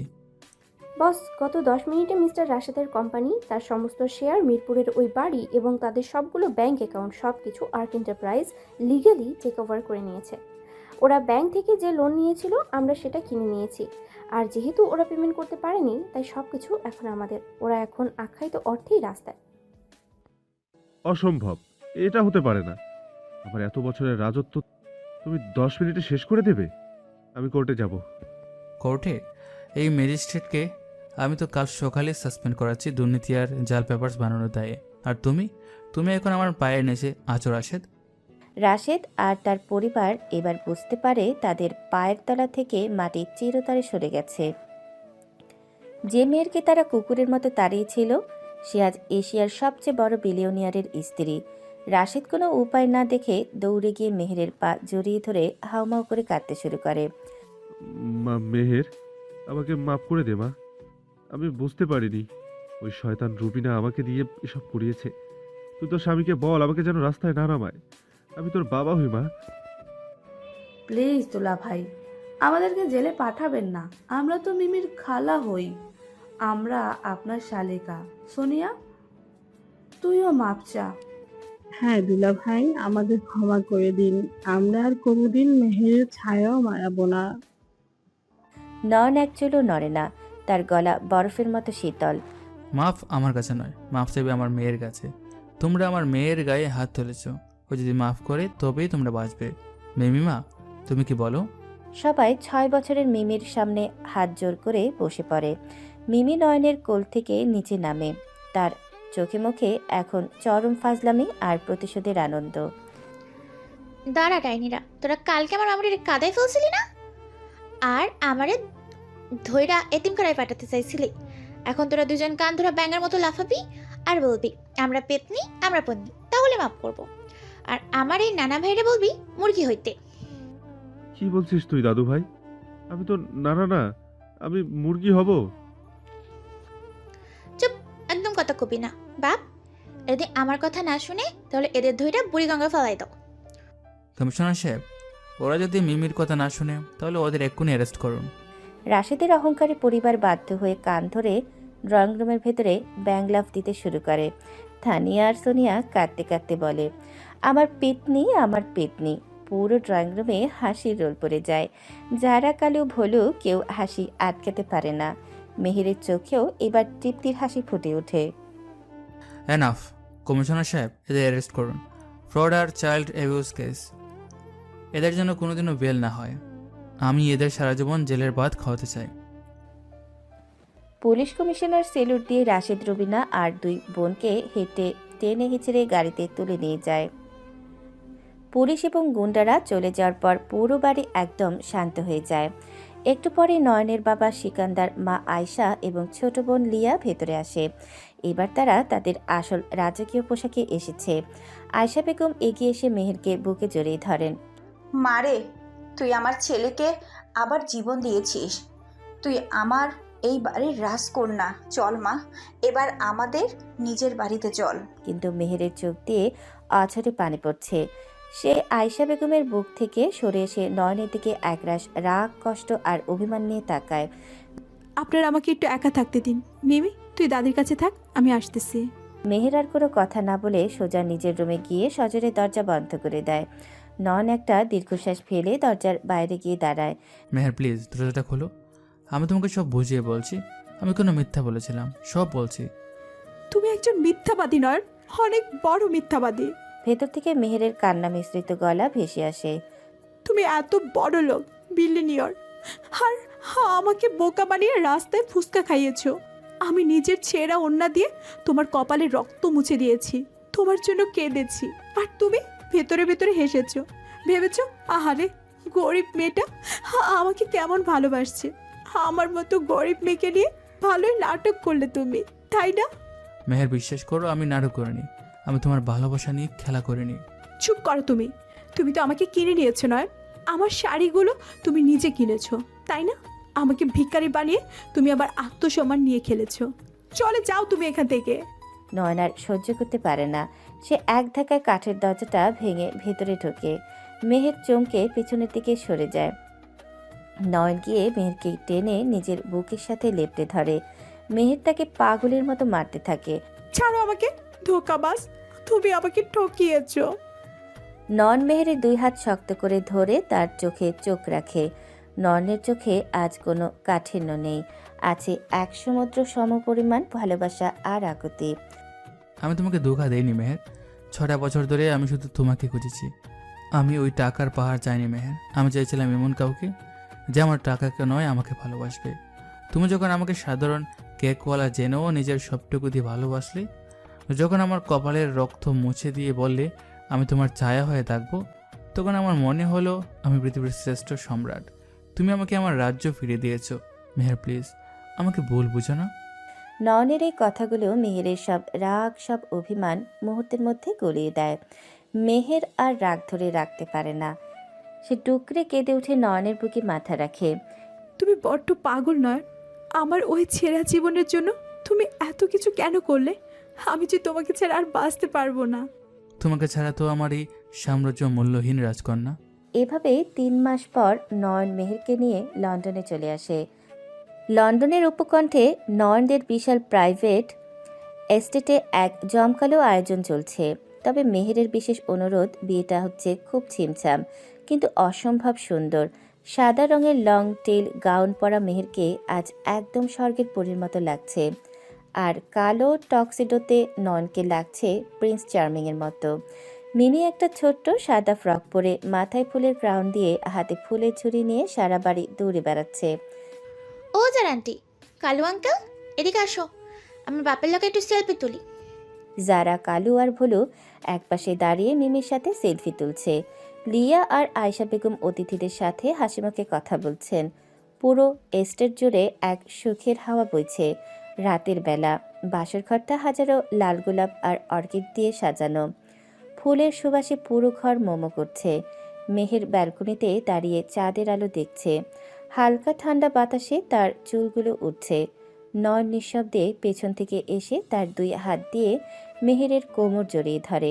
তার থুতনি রাখে মেহেরের কাঁধে। রাস্তার ফকিরের বউ হতে কেমন লাগছে ম্যাডাম? এখন কি মনে হয় আমি ফুচকার বিল না দিয়ে পালাবো? মেহের খিলখিল করে হেসে পেছন ঘুরে নয়নের গলায় নিজের 2 হাত রাখে। ফকির তো শুধু একটা ছদ্মবেশ ছিল। আসলে তুমি আমার জীবনে সেই সম্রাট যে আমাকে আমার হারানো রাজ্য ফিরিয়ে দিয়েছে। আমি আর কিচ্ছু চাই না নয়ন, শুধু এই বুকের ভেতর সারা জীবন থাকতে চাই। নয়ন মেহেরের চোখে চোখ রেখে তার ভেজা ঠোঁটে আলতো করে চুমু খায়।